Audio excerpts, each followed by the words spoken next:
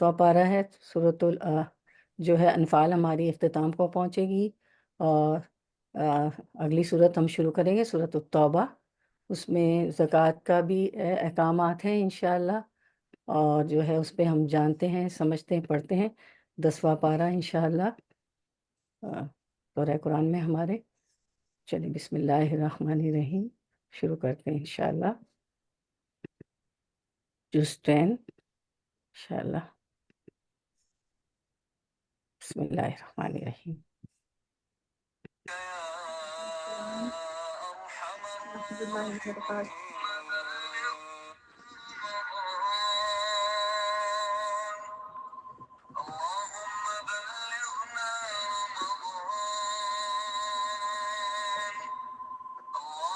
السلام علیکم ورحمۃ اللہ وبرکاتہ۔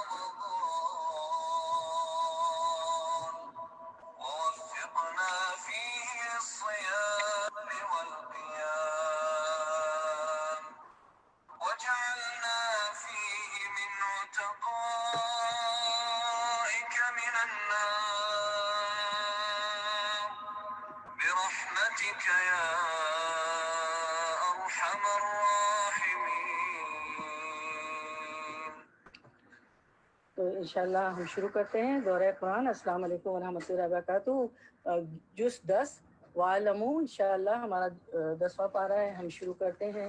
الحمدللہ الذی نحمدہ ونصلی علی رسولہ الکریم، یا ربی لک الحمد کما ینبغی لجلال وجہک وعظیم سلطانک، اللہم ربنا لک الحمد بما خلقتنا ورزقتنا وہدیتنا وفرجت عنا، لک الحمد بالایمان ولک الحمد بالقرآن ولک الحمد للاسلام، ثم اما بعد فاعوذ باللہ من الشیطان الرجیم، بسم اللہ الرحمن الرحیم، اشرح لی صدری ویسر لی امری واحلل عقدۃ من لسانی یفقہوا قولی، ربی زدنا علما، اللہم ثبتنا عند الموت بلا الہ الا اللہ۔ اے اللہ ہماری موت کے وقت ہمیں کلمہ شہادت پر ثابت قدم رکھے گا، یا امین یا رب العالمین۔ اللہ تعالیٰ ہمیں ضرور نصیب کرے کہ موت کے وقت ہمیں اللہ تعالیٰ ثابت قدم رکھے۔ تو السلام ہم علیکم لوگ شروع ورحمۃ کرتے ہیں اللہ ہمارا 10واں وبرکاتہ۔ پارہ انشاءاللہ۔ اعوذ باللہ من الشیطان الرجیم، بسم اللہ الرحمن الرحیم۔ تو ہم لوگوں نے 9واں پارہ ہمارا ختم ہوا تھا سورۃ الانفال کی آیت نمبر 40 پر، تو آج ہم 41 سے شروع کرتے ہیں انشاءاللہ۔ سورۃ الانفال کی آیت نمبر 41 پہلے تلاوت سن لیتے ہیں انشاءاللہ۔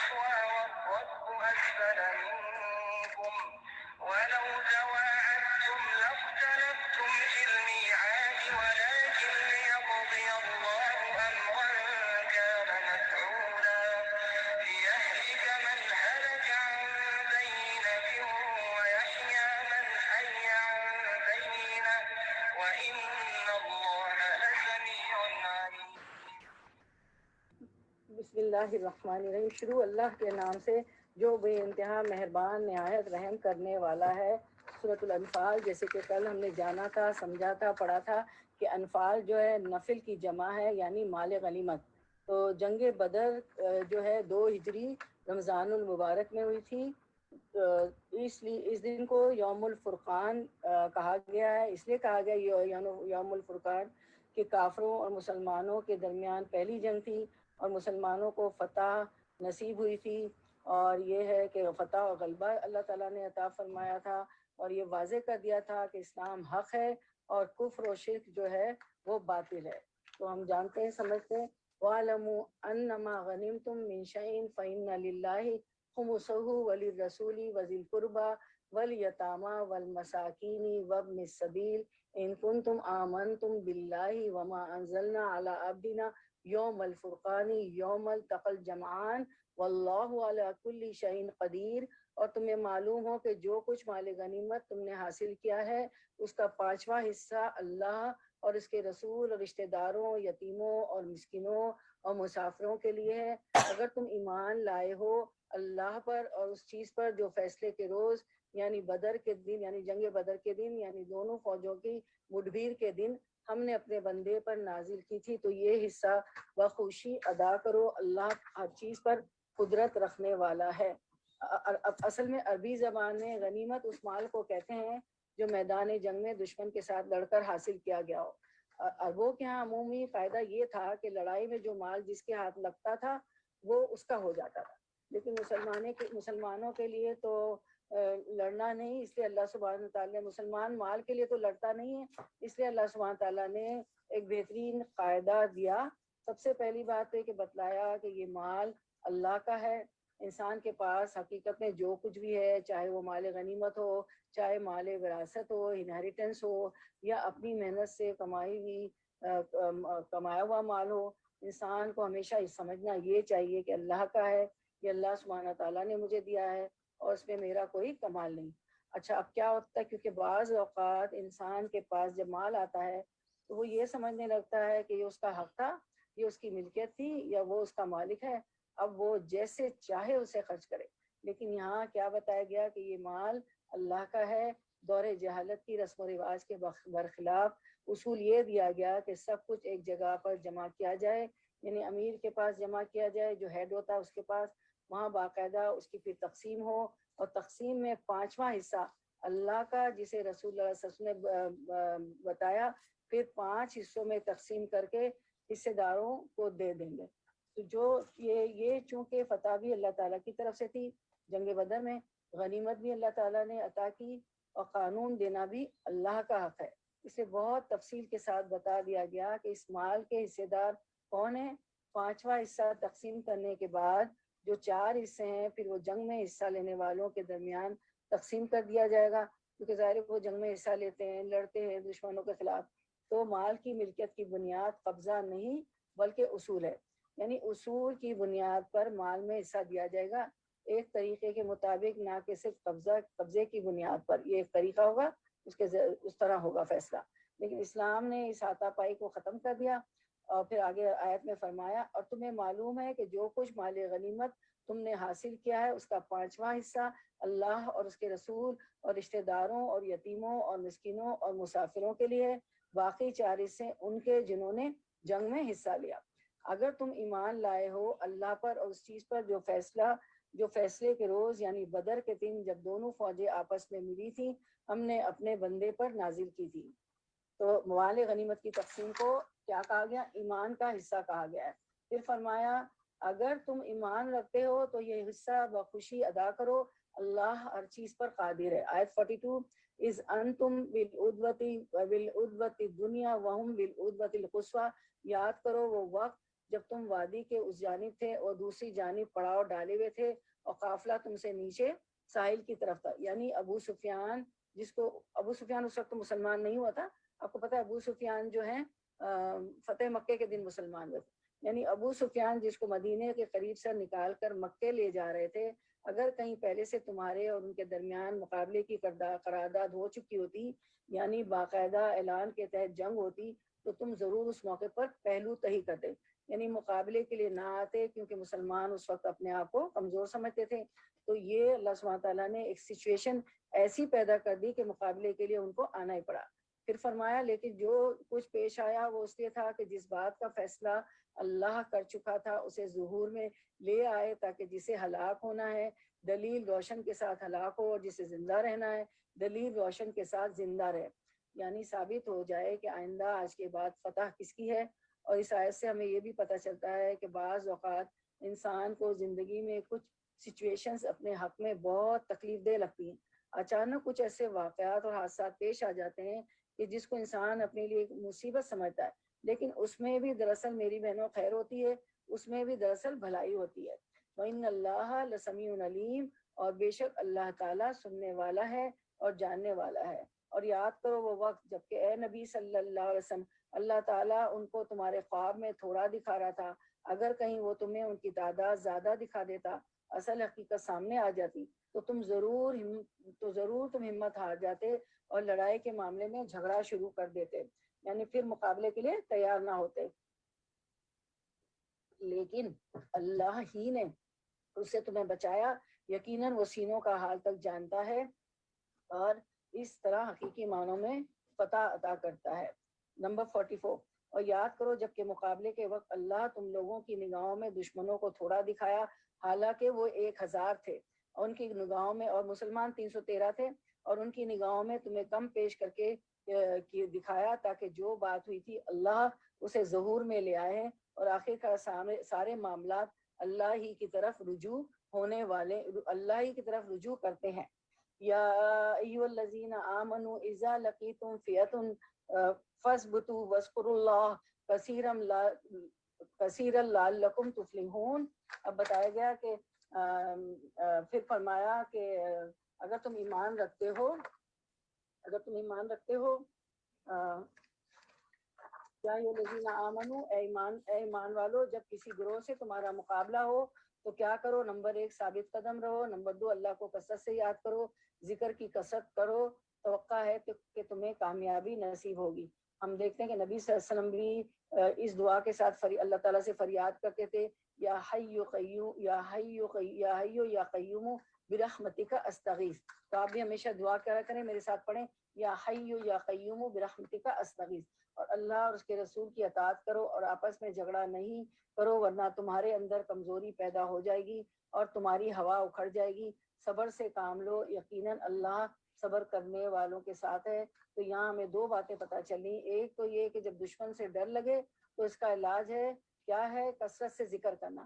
ایک حدیث مبارکہ ہے، رسول اللہ صلی اللہ علیہ وسلم نے فرمایا، جو رات سے خوف کھائے کہ وہ پریشان کرے گی، یا مال خرچ کرنے سے بخل کرے یعنی کنجوسی کرنے لگے، یا دشمن سے مقابلے سے ڈرے، تو چاہیے کہ وہ اس قول کی کثرت کرے، سبحان اللہ و بحمدہ، کیونکہ اللہ کے نزدیک سونے کا پہاڑ اللہ عز و جل کے راستے میں خرچ کرنے سے زیادہ محبوب ہے، سبحان اللہ و بحمدہ۔ تو اللہ سبحانہ تعالیٰ بندے کے فائدے کے لیے، بندے کی بھلائی کے لیے اسے ایک مشکل میں ڈالتے ہیں، پھر طریقہ بتاتے ہیں، پھر اگر انسان اس کو کر لیتا ہے تو اس پر اجر عظیم عطا کرتے ہیں۔ اللہ سبحانہ تعالیٰ کی یہی اللہ سبحانہ تعالیٰ کی رحمتیں ہیں جن کو صرف وہی جان سکتا ہے جس کے پاس اس کا علم ہو۔ دوسری اہم چیز جو اس موقع پر بتائی گئی ہے وہ ہے کہ کیا کریں، وَأَطِیعُوا اللَّهَ وَرَسُولَهُ وَلَا تَنَازَعُوا، کہ آپس میں اختلاف نہ کرو، آپس کی دشمنیاں ختم کر دو، کیونکہ عداوت کا نقصان انسان کے دین کو پہنچتا ہے۔ جب مومن آپس میں ایک دوسرے سے بدگمان رہتے ہیں، ایک دوسرے سے نفرت کرتے ہیں، ایک دوسرے سے دشمنی رکھتے ہیں، تو پھر اس سے سب سے بڑا نقصان دین کا ہوتا ہے۔ تو حدیث مبارکہ میں ابو ہریرہ رضی اللہ عنہ کہتے ہیں کہ نبی صلی اللہ علیہ وسلم نے فرمایا، آپس کی عداوت سے بچو کیونکہ یہ دین کو مون دینے والی ہے۔ اسے سنن ترمذی نے روایت کیا۔ پھر ہم دیکھتے ہیں کہ تو 2 طرح دین کا کام ہوتا ہے، ایک اپنے پرسنل لیول پر اور ایک ہوتا ہے اجتماعی لیول پر، کلیکٹیو لیول پر، ٹھیک ہے۔ تو اگر انسان کی کسی سے دشمنی ہو جائے تو ساری انرجی دشمن سے مقابلے پر چلی جاتی ہے، انسان کی عبادات وغیرہ متاثر ہو جاتی ہے، اور دوسری طرف جو اجتماعی طور پر عبادتیں کی جاتی ہیں پھر ان میں بھی کمی آ جاتی ہے، آپس میں تعاون نہیں رہتا، کوآپریشن نہیں رہتا۔ جب کوآپریشن نہیں رہتا تو وہ کام جو صرف مل کر کیے جا سکتے ہیں وہ ہونے سے رہ جاتے ہیں، اور دین کا نقصان ہو جاتا ہے، اور دین کا نقصان ہمارا اپنا نقصان ہے، کیونکہ دین تو ہمیں اپنی جان سے بھی زیادہ عزیز ہے اور ہونا چاہیے، کیونکہ دین ہے تو ہماری نجات، اور دین نہیں تو کچھ بھی نہیں۔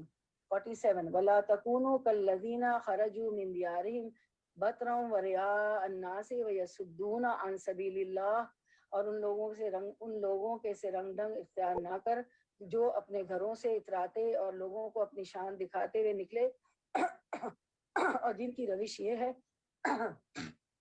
کہ اللہ کے راستے سے روکتے ہیں، جو کچھ وہ کر رہے ہیں اللہ کی گرفت سے باہر نہیں۔ اشارہ ہے کفار کی فوجوں کی طرف، ان کا یہ حال تھا کہ جب وہ مکے سے کفار مکہ نکلے تو ان کے ساتھ عورتیں بھی تھیں، شراب بھی تھی، اور ہر قسم کے غلط کام کرتے ہوئے ایک دوسرے کو موٹیویٹ کر کے وہ مسلمانوں کے مقابلے پر آئے تھے. تو اللہ سبحانہ تعالیٰ نے منع کر دیا کہ مسلمانوں تمہیں ایسے رنگ ڈھنگ اختیار نہیں کرنے. یعنی ایک مسلمان کے ظاہر میں اور کافر کے ظاہر میں ایک بہت بڑا فرق ہوتا ہے، اس فرق کو سامنے رکھو.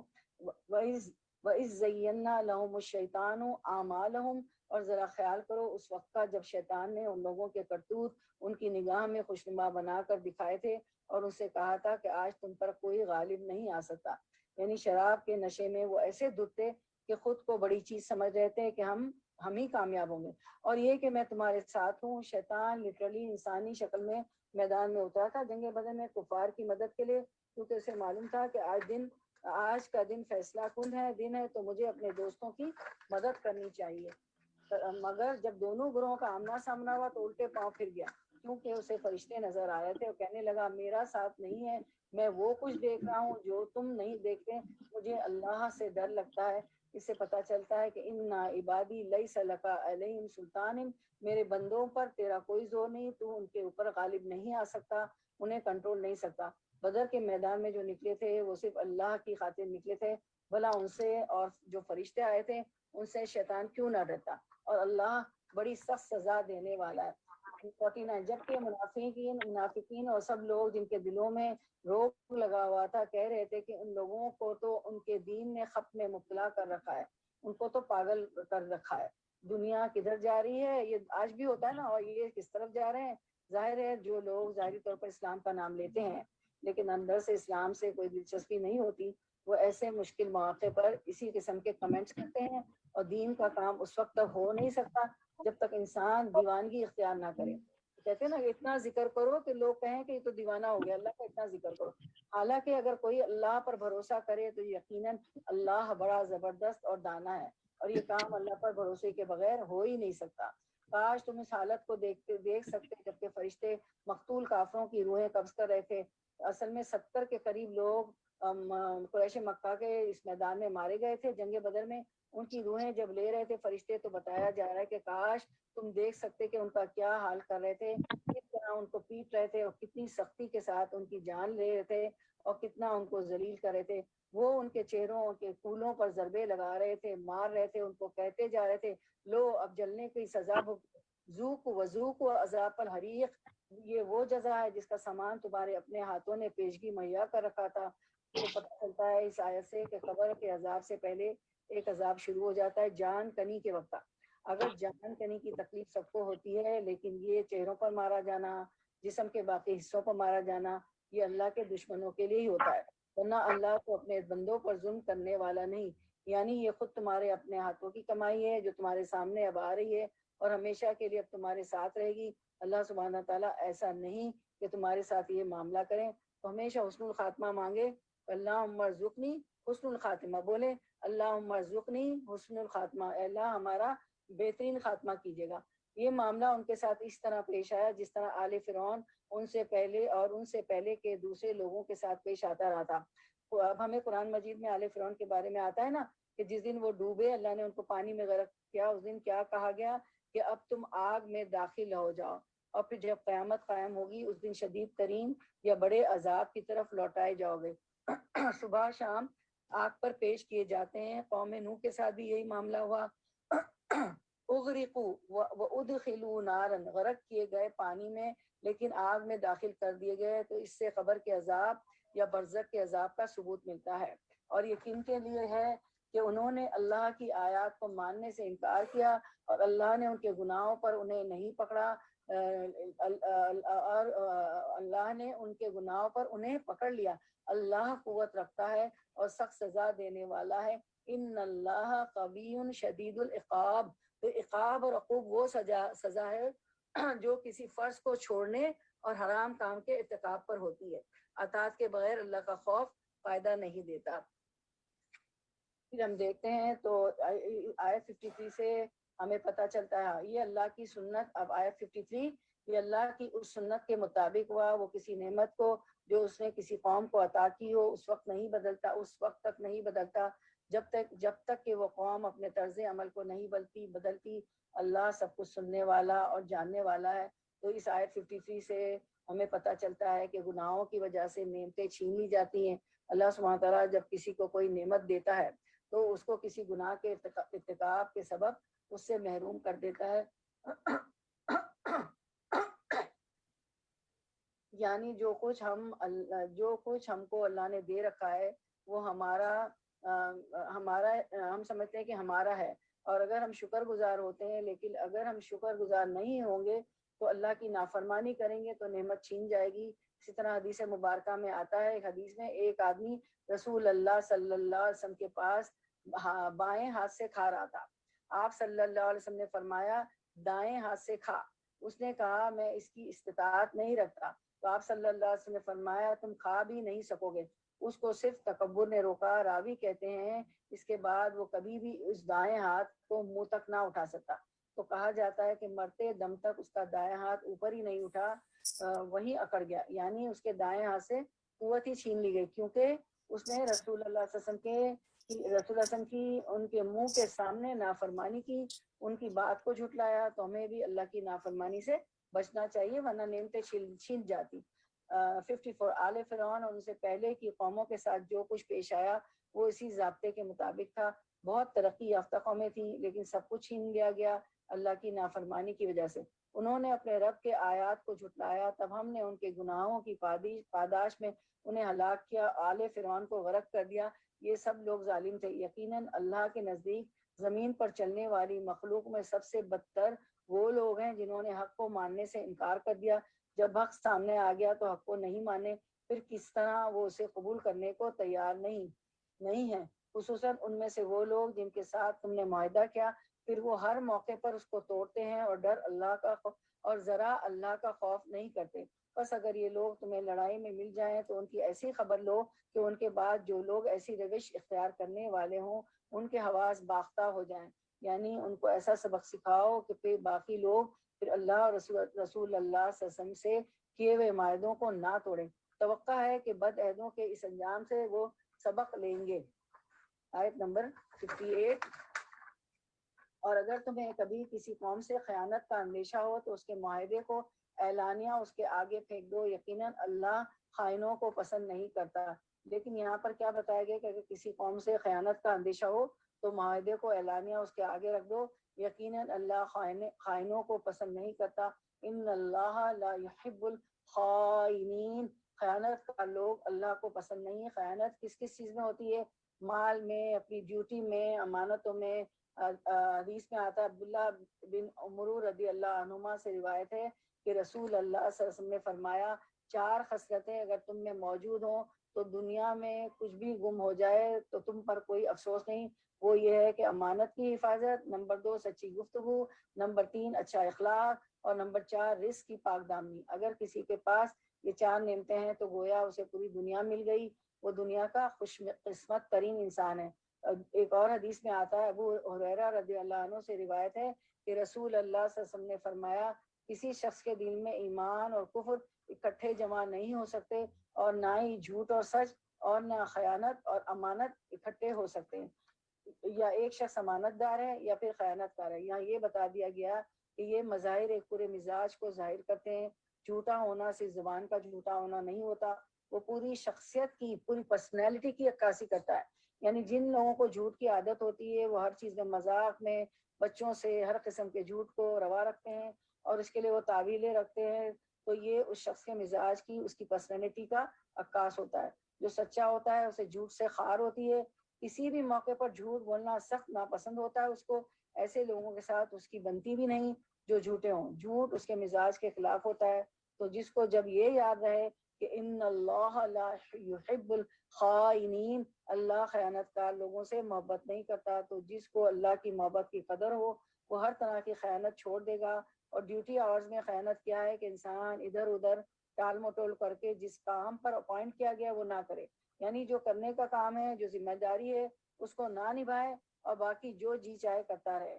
وَلَا يَحْسَبَنَّ الَّذِينَ كَفَرُوا سَبَقُوا، منکرین حق اس غلط فہمی میں نہ رہیں کہ وہ بازی لے گئے، یقیناً وہ ہم کو ہرا نہیں سکتے۔ وَأَعِدُّوا لَهُم مَّا اسْتَطَعْتُم مِّن قُوَّةٍ وَمِن رِّبَاطِ الْخَيْلِ تُرْهِبُونَ بِهِ عَدُوَّ اللَّهِ وَعَدُوَّكُمْ وَآخَرِينَ مِن دُونِهِمْ لَا تَعْلَمُونَهُم اللَّهُ يَعْلَمُهُمْ وَمَا تُنفِقُوا مِن شَيْءٍ فِي سَبِيلِ اللَّهِ يُوَفَّى إِلَيْكُمْ وَأَنتُمْ لَا تُظْلَمُونَ۔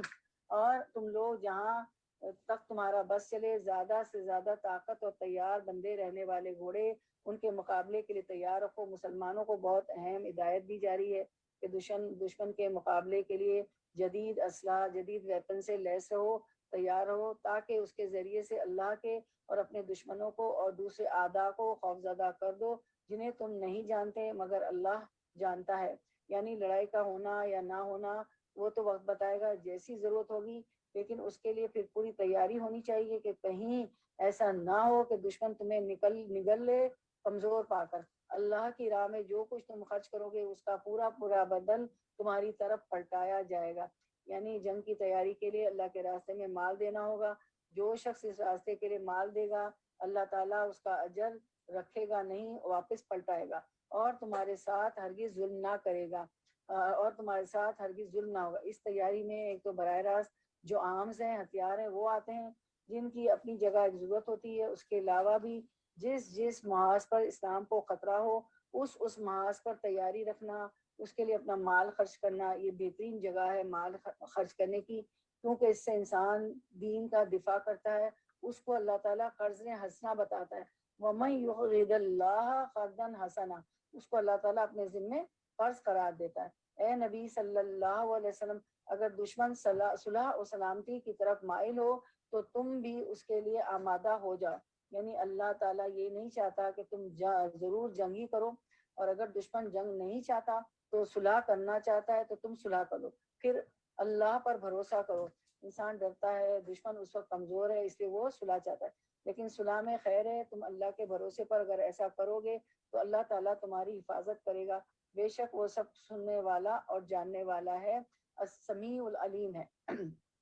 اور اگر وہ دھوکے کی نیت رکھتے ہوں تو تمہارے لیے اللہ کافی ہے، وہی تو ہے جس نے اپنی مدد سے اور مومنوں کے ذریعے سے تمہاری تائید کی، اور مومنوں کے دل ایک دوسرے کے ساتھ جوڑ دیے۔ یعنی صرف اسلحہ نہیں، دلوں کا جڑا ہونا بھی بہت ضروری ہے جنگیں جیتنے کے لیے۔ تم روئے زمین کی ساری دولت بھی خرچ کر ڈالتے تو ان لوگوں کے دل نہیں جوڑ سکتے تھے، مگر وہ اللہ ہے جس نے ان لوگوں کے دل جوڑے، یقیناً وہ بڑا زبردست اور دانا ہے، عزیز الحکیم ہے۔ اس سے پتہ چلتا ہے کہ آپس کی محبت ایمان کی علامت ہے۔ پھر باہمی محبت کو ایمان کا حصہ بنا دیا گیا، یعنی ایمان صرف زبانی اقرار کا نام نہیں بلکہ دل کے یقین اور دل کی بھی کچھ حالتوں کا نام ہے۔ محبت کس کی حالت ہے؟ دل کی حالت ہے۔ لپ سروس سے تو محبت ظاہر نہیں ہوتی، آئی love you, I love you, مجھے تم سے بہت محبت ہے، اور وہ کیا ہوتے ہیں، ایموجی کونس بھیج دیے ہاتھ کے۔ ایک شخص کا ایکشن بتاتا ہے کہ وہ دوسروں کے لیے کتنا کیئرنگ ہے، لونگ ہے۔ تو مومن جو ہوتا ہے اس کی تعریف ہی یہ کی گئی ہے حدیث مبارکہ میں۔ رسول اللہ صلی اللہ علیہ وسلم نے فرمایا، مومن محبت کرتا ہے اور اس سے محبت کی جاتی ہے، یعنی وہ محبت کرنے والا بھی ہوتا ہے اور محبت کیا بھی جاتا ہے۔ اس شخص میں کوئی خیر نہیں جس سے نہ کوئی محبت کرے اور نہ وہ کسی سے محبت کرے۔ ایک اور روایت میں یہ پتہ چلتا ہے کہ دوسروں سے محبت کے بغیر جنت میں داخلہ ممکن نہیں۔ یعنی کچھ لوگ اتنے خودغرض ہوتے ہیں کہ انہیں صرف اپنی ذات سے محبت ہوتی، اپنی ہی چیزوں سے، اپنی ہی اولاد سے، اپنے اندر کے خول میں رہتے ہیں، وہ ایک شیل میں ہوتے ہیں۔ لیکن یہ ہمارا دین ہمیں کیا بتا رہا ہے کہ ہر اس بندے سے محبت کرو جو اللہ کے راستے میں نکلا ہوا ہو۔ ان کی غلطیاں، ان کی خامیاں، ان کی کوتاہیاں ان کے ساتھ ہیں، لیکن اس کے باوجود محبت کرو، اس کے باوجود محبت کرو، کیونکہ محبت فاتح عالم ہے، یقین محکم عمل پہ ہم محبت فاتح عالم، جہاد زندگانی میں ہے یہ مردوں کی شمشیریں۔ اقبال نے بھی خوب کہا ہے، محبت ہوگی تو بہت سی غلطیاں اور خامیاں بھی درست ہو جانے کا امکان ہے۔ نفرتوں سے کسی کی اصلاح نہیں ہوتی۔ رسول اللہ صلی اللہ علیہ وسلم نے فرمایا، تم جنت میں داخل نہیں ہوگے اور جب تک کہ ایمان نہیں لاؤ گے، اور ایمان نہ لاؤ گے جب تک کہ آپس میں محبت نہیں کرتے۔ آیت 64، یا ایھا النبی حسبک اللہ ومن اتبعک من المؤمنین۔ اے نبی صلی اللہ علیہ وسلم، آپ کے لیے اور آپ کے پیرو اہل ایمان کے لیے تو بس اللہ ہی کافی ہے، یعنی اہل ایمان کے لیے اللہ کی مدد بس کافی ہے۔ کسی غیر کی ضرورت نہیں، اور قیامت کے تک یہی وعدہ ہے جو نبی صلی اللہ علیہ وسلم کی پیروی کرے تو ان کے ساتھ اللہ کی مدد ہے۔ اتباع رسول کے فائدے ہیں نا یہ۔ ایک جگہ کہہ دیا قل ان کنتم تحبون اللہ فاتبعونی یحببکم اللہ، کہہ دیجئے اگر تم اللہ سے محبت کرتے ہو تو میری اتباع کرو، میری پیروی کرو، اللہ تم سے محبت کرے گا۔ اور پھر کیا ہوگا؟ وَيَغْفِرْ لَكُمْ ذُنُوبَكُمْ، اور تو وہاں اتباع رسول کے دو فائدے نظر آتے ہیں، ایک اللہ کی محبت ملے گی، دوسرا اللہ کی بخشش کا ملنا۔ یہاں سے پتہ چل رہا ہے کہ اللہ کی مدد ملتی ہے، اللہ ایسے لوگوں کو کافی ہو جاتے ہیں، پھر انہیں غیروں کے حوالے نہیں کرتے، ان کی مدد فرماتے ہیں جو نبی صلی اللہ علیہ وسلم کے پیروکار ہوتے ہیں۔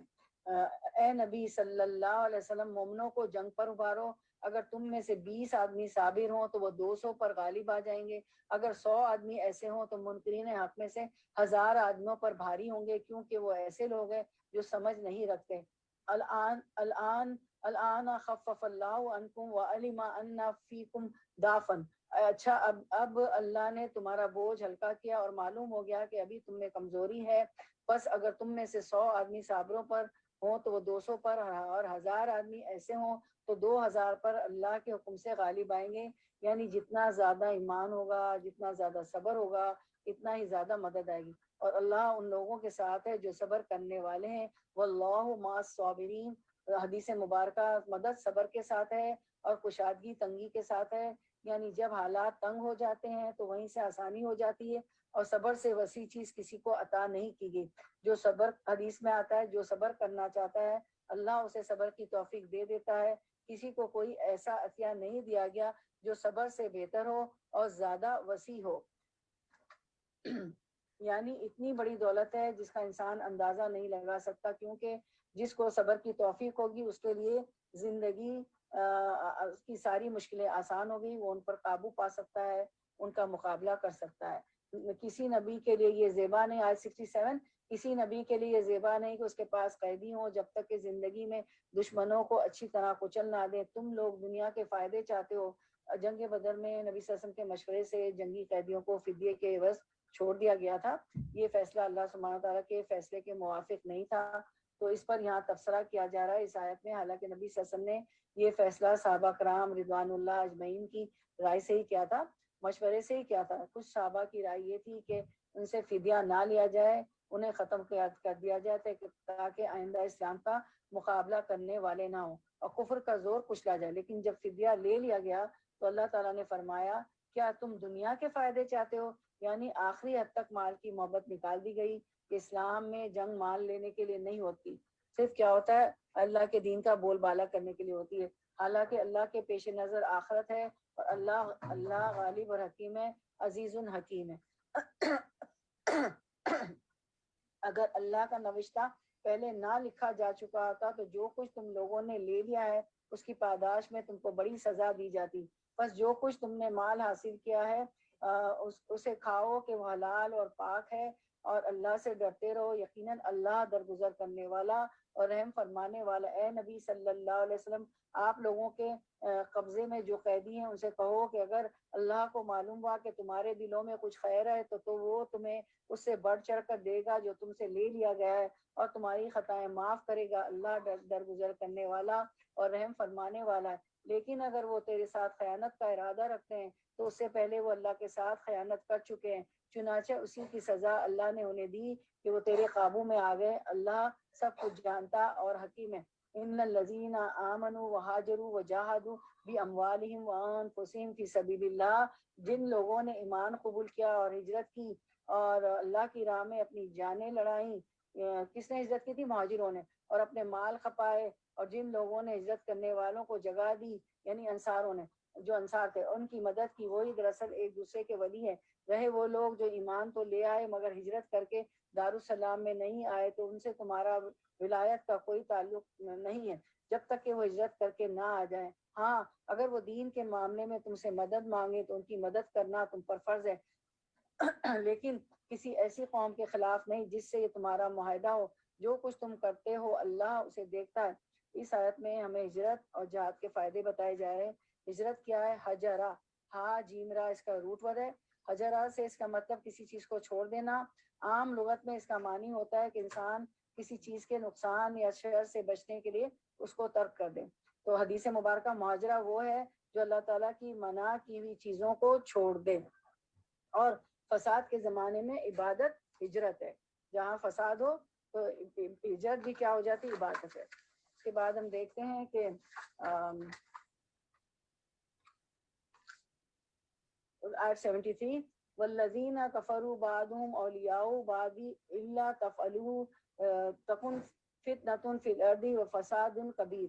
جو لوگ منکر حق ہیں وہ ایک دوسرے کی حمایت کرتے ہیں، اور اگر تم یہ نہ کرو گے، یعنی تم اہل ایمان آپس میں ایک دوسرے کی مدد نہیں کرو گے، تو زمین میں فتنہ اور بڑا فساد برپا ہوگا۔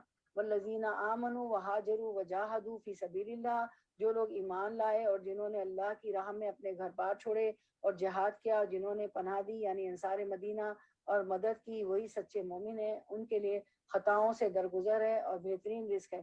اور جو لوگ بعد میں ایمان لائے اور ہجرت کر کے آ گئے اور تمہارے ساتھ مل کر جد و جہد کرنے لگے، وہ بھی تمہیں میں شامل ہیں، مگر اللہ کی کتاب میں خون کے رشتہ دار ایک دوسرے کے زیادہ حقدار ہیں۔ یقیناً اللہ ہر چیز کو جانتا ہے۔ مہاجرین بن کر یا انصار بن کر۔ مہاجرین کون تھے؟ جو مکے سے ہجرت کر کے گئے تھے، اور انصار کون تھے؟ جو مدینے کے لوکلز تھے۔ تو مہاجرین کون تھے؟ جو اللہ کے دین کی خدمت کے لیے اپنی من پسند چیزوں کو چھوڑ دیتے ہیں۔ انصار کون ہوتے ہیں؟ جو اللہ کی خاطر سب کو چھوڑ کر آنے والوں کے مددگار بن جاتے ہیں، ان کے سپورٹرز بن جاتے ہیں۔ مکے کے لوگوں نے گھر بار چھوڑے تھے، کاروبار چھوڑے تھے، سب چھوڑ کر نبی صلی اللہ علیہ وسلم کا ساتھ دینے کے لیے مدینہ آ گئے تھے، جو ایک بہت مشکل فیصلہ تھا۔ وہاں آ کر بہت دل بھی نہیں لگتا تھا، اپنا سب مال و متاع، اپنی پراپرٹی، اپنا کاروبار سب کچھ پیچھے رہ گیا تھا، حتیٰ کہ بہت سے رشتہ دار بھی جو مسلمان نہیں ہوتے۔ اور دوسری طرف انصار، انہوں نے کس طرح ان کو ویلکم کیا، اپنے گھروں اور باغوں کا مالک بنا دیا۔ پھر بعد میں حکم آ گیا کہ ان کو ویسے شریک کیا جائے، لیکن خون کے رشتہ دار وراثت انہی میں تقسیم ہوگی۔ لیکن جس طرح انہوں نے آنے والوں کو ویلکم کیا، اپنے خون کے رشتوں سے بھی آگے بڑھ کر انہیں مقدم رکھا، تاریخ میں اس کی مثال نہیں ملتی انصاروں جیسی۔ اللہ کی خاطر انصار اور مہاجرین کی جب تک یہ محبت نہ ہو، دین آگے نہیں بڑھتا، دین پھلتا پھولتا نہیں۔ جب ایمان والوں کے دلوں میں باہم ٹرسٹ نہیں ہوتا، ایک دوسرے کے خلاف عداوت، دشمنی، بغض، جیلسی، انواع، تو دین کا چلتا کام بھی رک جاتا ہے اور ختم ہو کر رہ جاتا ہے۔ اور جہاں تک ایمان، ہجرت اور جہاد کے فائدوں کا تعلق ہے، حدیث میں آتا ہے، خدالہ بن عبید رضی اللہ عنہ سے روایت ہے کہ میں نے رسول اللہ صلی اللہ علیہ وسلم کو فرماتے ہوئے سنا کہ جو شخص مجھ پر ایمان لایا، مسلمان ہوا اور اس نے ہجرت کی، میں نے اس کے لیے جنت کے کنارے میں ایک گھر اور جنت کے درمیان میں ایک گھر کی ضمانت دی، یعنی جو یہ کرے گا اس کے لیے جنت کے بیچ میں گھر۔ اور جو مجھ پر ایمان لایا، مسلمان ہوا اور اللہ کے راستے میں اس نے جہاد کیا، تو میں نے اس کے لیے جنت کے کناروں پر گھر اور جنت کے درمیان میں ایک گھر اور جنت کے ایک بلند حصے میں ایک گھر کی ضمانت دیتا ہوں۔ جس نے ایمان اور ہجرت اور جہاد کیا، ایک وہ جس نے ایمان اور ہجرت اختیار کی، اور دوسرا جس نے 3 کام کیے، تو جتنے زیادہ کام کرے گا اس کے لیے اس کے اعمال کے برابر زیادہ اجر ہوگا، اور ان کا اجر بھی اسی اعتبار سے بڑا ہوگا۔ فرمایا جس شخص نے یہ کام کیے، اس نے خیر حاصل کرنے کا کوئی موقع اور شر سے بھاگنے کا کوئی موقع نہ چھوڑا، وہ جہاں مرضی فوت ہو اس کا اجر اس کے لیے محفوظ ہے۔ تو ہماری یہاں پہ ہم وما توفیق الا باللہ، یہ ہماری صورت جو ہے ہماری ختم ہو گئی، سورۃ الانفال۔ اب ہم شروع کرتے ہیں انشاءاللہ سورۃ التوبہ۔ اور آپ سب کو معلوم ہے کہ سورۃ التوبہ کے بگننگ میں وہ نہیں ہوتا، بسم اللہ نہیں ہوتا، توبہ کے شروع میں بسم اللہ نہیں آتی۔ تو چلے ہم سورۃ التوبہ کی تلاوت سنتے ہیں انشاءاللہ۔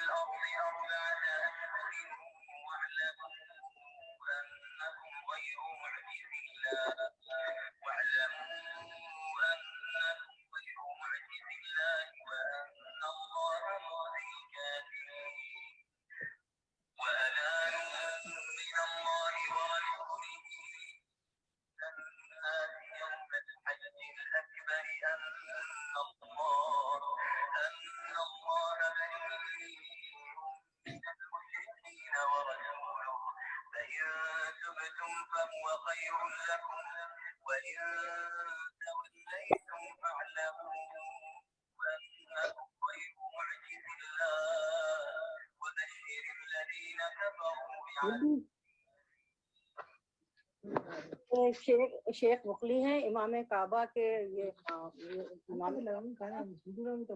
تراویحاں وغیرہ نمازیں یہ پڑھاتے ہیں، مجھے ان کی آواز بہت پسند ہے جس کے بھی آپ نے تلاوت سنی. تو سورۃ توبہ یہ قرآن مجید کی واحد سورت ہے جس کی ابتدا میں بسم اللہ نہیں، یہ آیت یہ سورت ایسی ہوتی تھی اور نبی صلی اللہ علیہ وسلم نے اسے ایسے ہی لکھوایا.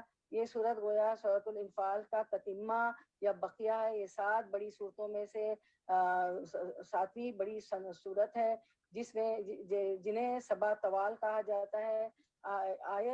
اس کی آیت 25، اس کی آیت 26 اور 40 آیت سکینت کہلاتی ہے. انشاءاللہ جب ہم اس آیت پہ پہنچیں گے تو تلاوت سکینت بھی سنیں گے انشاءاللہ، تاکہ ہمارے دلوں میں بھی اطمینان اور سکینت سے ہمارا دل بھی مالا مال ہو جائے. پھر ہم دیکھتے ہیں کہ فتح مکے کے بعد یہ صورت اتری. اس صورت کا ایک نام ہے التوبہ اور دوسرا ہے البراء. ٹھیک ہے، براء کا لفظ صورت کے شروع میں آتا ہے، شروع میں ہی آتا ہے براءۃ من اللہ ورسولہ. براء کا مطلب اعلان برات یا بیزاری کا اظہار ہے، اسی لیے اس میں بسم اللہ نہیں ہے، کیونکہ اللہ تعالیٰ نے اس صورت میں مشرکوں سے بیزاری کا اظہار فرمایا. تو اسی لیے اس کی شروع میں ہی کیا ہے، برات کا لفظ ہے. تو یہ صورت کا نام برا ہے اور دوسرا نام توبہ ہے. تو یہ نام اس لیے چنا گیا کہ اس صورت میں ایک واقعہ ہے جنگ تبوک کا، جس میں کچھ صحابہ کرام پیچھے رہ گئے تھے. انہوں نے آج کل کرتے کرتے دیر کر دی اور نہ جا سکے. نیتیں ان کی درست تھیں تو ان کو معاف کرنے کا معاملہ اللہ نے مؤخر کر دیا تھا. پھر 50 دن کے بعد وحی نازل کر کے ان کو معاف کیا. تو انہوں نے جو توبہ کی تھی اسی مناسبت سے اس صورت کا نام التوبہ ہے. ٹھیک ہے، تو نبی صلی اللہ علیہ وسلم پر یہ صورت 9 ہجری میں ہوتی. نبی صلی اللہ علیہ وسلم نے عمر رضی اللہ عنہ کو 9 ہجری کب تھا، 8 ہجری میں مکہ فتح ہوا تھا. تو مکہ فتح ہونے کے بعد تو 9 ہجری میں ہوتی. نبی صلی اللہ علیہ وسلم نے عمر رضی اللہ عنہ کو کچھ پیغامات دے کر اس صورت کی ابتدا کی آیات دے کر فرمایا کہ آپ جائیں اور حج کے موقع پر تمام لوگوں کو یہ صورت سنائیں، سب کو بتا دیں. یہ قربانی کا دن تھا. اس دن عمر رضی اللہ عنہ اور حضرت علی کرم اللہ وجہ نے ان آیات کو پڑھا کہ مسلمان اگر تمہیں اس علاقے میں برداشت کریں گے تو 4 مہینے ان کافروں کو مشرکین مکہ کو 4 مہینے کی مہلت دی گئی تھی کہ اگر تم اس علاقے میں برداشت کریں گے تو 4 مہینے، ورنہ تمہیں نکال دیا جائے گا، کیونکہ دین پھیل چکا تھا، مکہ فتح ہو چکا تھا. یہ موقع ہے تمہارے رجوع کرنے کا، اسلام کی طرف پلٹ آنے کا. اگر توبہ کر کے توبہ کر کے مسلمان ہونے کا. تو یہ صورت ان حالات میں نازل ہوئی. تو اور بنیادی طور پہ اس کے 19 اور نام بھی بتائے گئے ہیں. تو چلیں ہم شروع کرتے ہیں انشاءاللہ. بسم اللہ الرحمن نہیں، بسم اللہ تو اس میں پڑھنا ہی نہیں چاہیے، وہ ایک عادت ہے نا. ابھی میں نے کہا کہ اس صورت کے شروع میں بسم اللہ نہیں ہے کیونکہ اس میں برات ہے مشرکوں سے. بسم اللہ نہیں پڑھنے چاہیے. اعلان برات ہے اللہ اور اس کے رسول کی طرف سے ان مشرکین کو جن سے تم نے معاہدے کیے. ٹھیک ہے، ٹھیک ہے. یہ مدینہ کے دور کی آخری نازل شدہ صورت ہے جس میں اب مسلمان طاقتور ہو چکے تھے اور ان سے کیے جانے والے معاہدوں کی جو لوگ خلاف ورزی کر رہے تھے اب ان کی خبر لینے کا وقت آ گیا تھا. تو ان کے لیے رفع امان تھی، یعنی امان ختم ہے، اب معاہدے ختم ہے. پیچھے معاہدوں کے توڑنے کی بات ہوئی تھی کہ اعلان ان کو سامنے لا کر ختم کرو. اب اس صورت میں اس پر عمل کیا جائے گا. اعلان برات ہے یعنی آئندہ کوئی معاہدہ نہیں اللہ اور اس کے رسول کی طرف سے ان مشرکین کو جن سے تم نے معاہدے کیے تھے، یعنی امن کے معاہدے پہلے کیے ہوئے تھے. پھر پس تم لوگ ملک میں 4 مہینے اور چل پھر لو اور جان رکھو کہ تم اللہ کو عاجز کرنے والے نہیں ہو، اور یہ کہ اللہ منکرین حق کو رسوا کرنے والا ہے. یعنی پھر بھی انہیں مدت دی گئی کہ اس میں یہ فیصلہ کر لیں، چاہیں تو مسلمان ہو، چاہیں تو مسلمانوں کا علاقہ چھوڑ دیں یا پھر جنگ کے لیے تیار ہو جائیں. آپ کو معلوم ہے نا کہ مکہ مدینہ جو ہے نان بلیورز نہیں جا سکتے، صرف جو ہے مسلمان جاتے ہیں. یعنی پھر انہیں مدت دی گئی کہ اس میں فیصلہ کر لیں، چاہے تو مسلمان ہو جائیں تو مسلمان کا علاقہ چھوڑ دیں یا پھر جنگ کے لیے تیار ہو جائیں. اطلاع عام ہے اللہ اور اس کے رسول کی طرف سے حج اکبر. حدیث سے ثابت ہے کہ منا کا دن جو حج اکبر حج اکبر تھا یوم نہر کا دن تھا، ٹھیک ہے. یہ صورت لوگوں کو سنائی گئی، یا علماء کہتے ہیں کہ جمعے کا دن تھا، ٹھیک ہے، جس میں بھیجا تھا حضرت عمر رضی اللہ عنہ کو اور علی کرم اللہ وجہ کو. تو جو حج کا دن ہے اور عمرہ حج اصغر ہے. حج اکبر کے دن تمام لوگوں کے لیے اللہ مشرکین سے بری الذمہ ہے، اور اس کا رسول بھی. اب اگر تم لوگ توبہ کر لو تو تمہارے لیے ہی بہتر ہے، اور جو منہ پھیرتے ہو تو خوب سمجھ لو کہ تم اللہ کو عاجز کرنے والے نہیں. یعنی اگر توبہ کر کے مسلمان ہو جاؤ تو امن میں رہو گے، اور اگر نہیں چاہتے تو پھر اللہ کو ہرا نہیں سکتے. اب تمہاری شامت کا وقت ہے. اور اے نبی صلی اللہ علیہ وسلم، کیونکہ پہلے بہت ظلم کیے نا، 10 سال آپ صلی اللہ علیہ وسلم 11 سال مکے میں رہے، اور پھر وہ 13 سال مکے میں رہے، اور 10 سال مدینہ میں رہے، تو 23 سال بہت ظلم و ستم ہوئے. اے نبی صلی اللہ علیہ وسلم، انکار کرنے والوں کو سخت عذاب کی خوشخبری سنا دو، بج ان مشرکین کے جن سے تم نے معاہدے کیے، پھر انہوں نے اپنے عہد کو پورا کرنے میں تمہارے ساتھ کوئی کمی نہیں کی اور نہ تمہارے خلاف کسی کی مدد کی. تو ایسے لوگوں کے ساتھ تم بھی مدت معاہدہ تک وفا کرو، کیونکہ اللہ متقیوں ہی کو پسند کرتا ہے. یعنی جنہوں نے کوئی عہد نہیں توڑا تمہارے ساتھ بھلے مانسوں کی طرح چلے، ان کے ساتھ کی گئی مدت پوری کی جائے. بس جب حرام مہینے گزر جائیں تو مشرکین کو قتل کرو جہاں پاؤ، اور انہیں پکڑو اور گھیرو، ہر رات میں ان کی خبر لینے کے لیے بیٹھو. پھر اگر وہ توبہ کر لیں اور نماز قائم کریں اور زکوٰۃ دیں تو انہیں چھوڑ دو، اللہ درگزر کرنے والا اور رحم فرمانے والا ہے. اور اگر مشرکین میں سے کوئی شخص پناہ مانگ کر تمہارے پاس آنا چاہے تاکہ اللہ کا کلام سنے تو اسے پناہ دے دو یہاں تک کہ وہ اللہ کا کلام سن لے، پھر اسے اس کے امن تک پہنچا دو. یہ اس لیے کرنا چاہیے کہ یہ لوگ علم نہیں رکھتے. اس سے پتہ چلتا ہے کہ حالت جنگ میں بھی اگر کوئی یہ کہے کہ مجھے قرآن سنا دو تو اس وقت یہ نہیں سوچنا چاہیے کہ یہ دھوکہ دینے کے لیے اور کوئی جنگی چال کے طور پر مجھے ٹال مٹول کر رہا ہے. اس وقت بھی قرآن سنا دو. یعنی کسی بھی موقع پر اگر کوئی دھوکہ بھی دے رہا ہو آپ کو، صرف آپ کو خوش کرنے کے لیے کہہ رہا ہو تو بھی سناؤ، کیونکہ قرآن ایک ایسی چیز ہے کہ جسے سن کر دل ہل جاتا ہے. کل ہم بھی ہل گئے تھے نا، وجلت قلوبہم، ہم سب کو بھی رونا آ گیا تھا کہ قرآن جب پڑھا جاتا ہے اس کی تلاوت ہوتی تو دل ہل جاتے ہیں. تو قرآن ایک ایسی چیز ہے جسے سن کر دل ہل جاتے ہیں. کچھ بعید نہیں کہ تمہارے وہ دشمن جو تمہارے خلاف ہیں تو وہ قرآن سن کر تمہارے دوست بن جائیں گے. اللہ ان کے دلوں میں تمہاری محبت ڈال دے. جیسے بہت سے مواقع پر ہم سیرت میں دیکھتے ہیں کہ نبی صلی اللہ علیہ وسلم نے جب دین کے دشمنوں کو قرآن پڑھ کر سنایا تو ان کے دل نرم ہو گئے، پگھل اٹھے، ان کی آنکھوں سے آنسو بہنے لگے. آیت نمبر 7.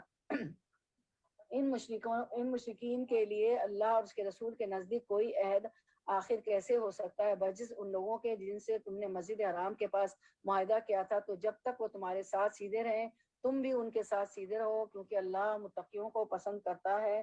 اشارہ ہے کچھ قبائل کی طرف جو مسلمانوں کے وفادار تھے اگرچہ ابھی تک مسلمان نہیں ہوئے تھے، مگر ان کے سوا دوسرے مشرکین کے ساتھ کوئی عہد کیسے ہو سکتا ہے جبکہ ان کا حال یہ ہے کہ تم پر قابو پا جائیں تو نہ تمہارے معاملے میں کسی قرابت کا لحاظ کرے نہ کسی معاہدے کی ذمہ داری کا.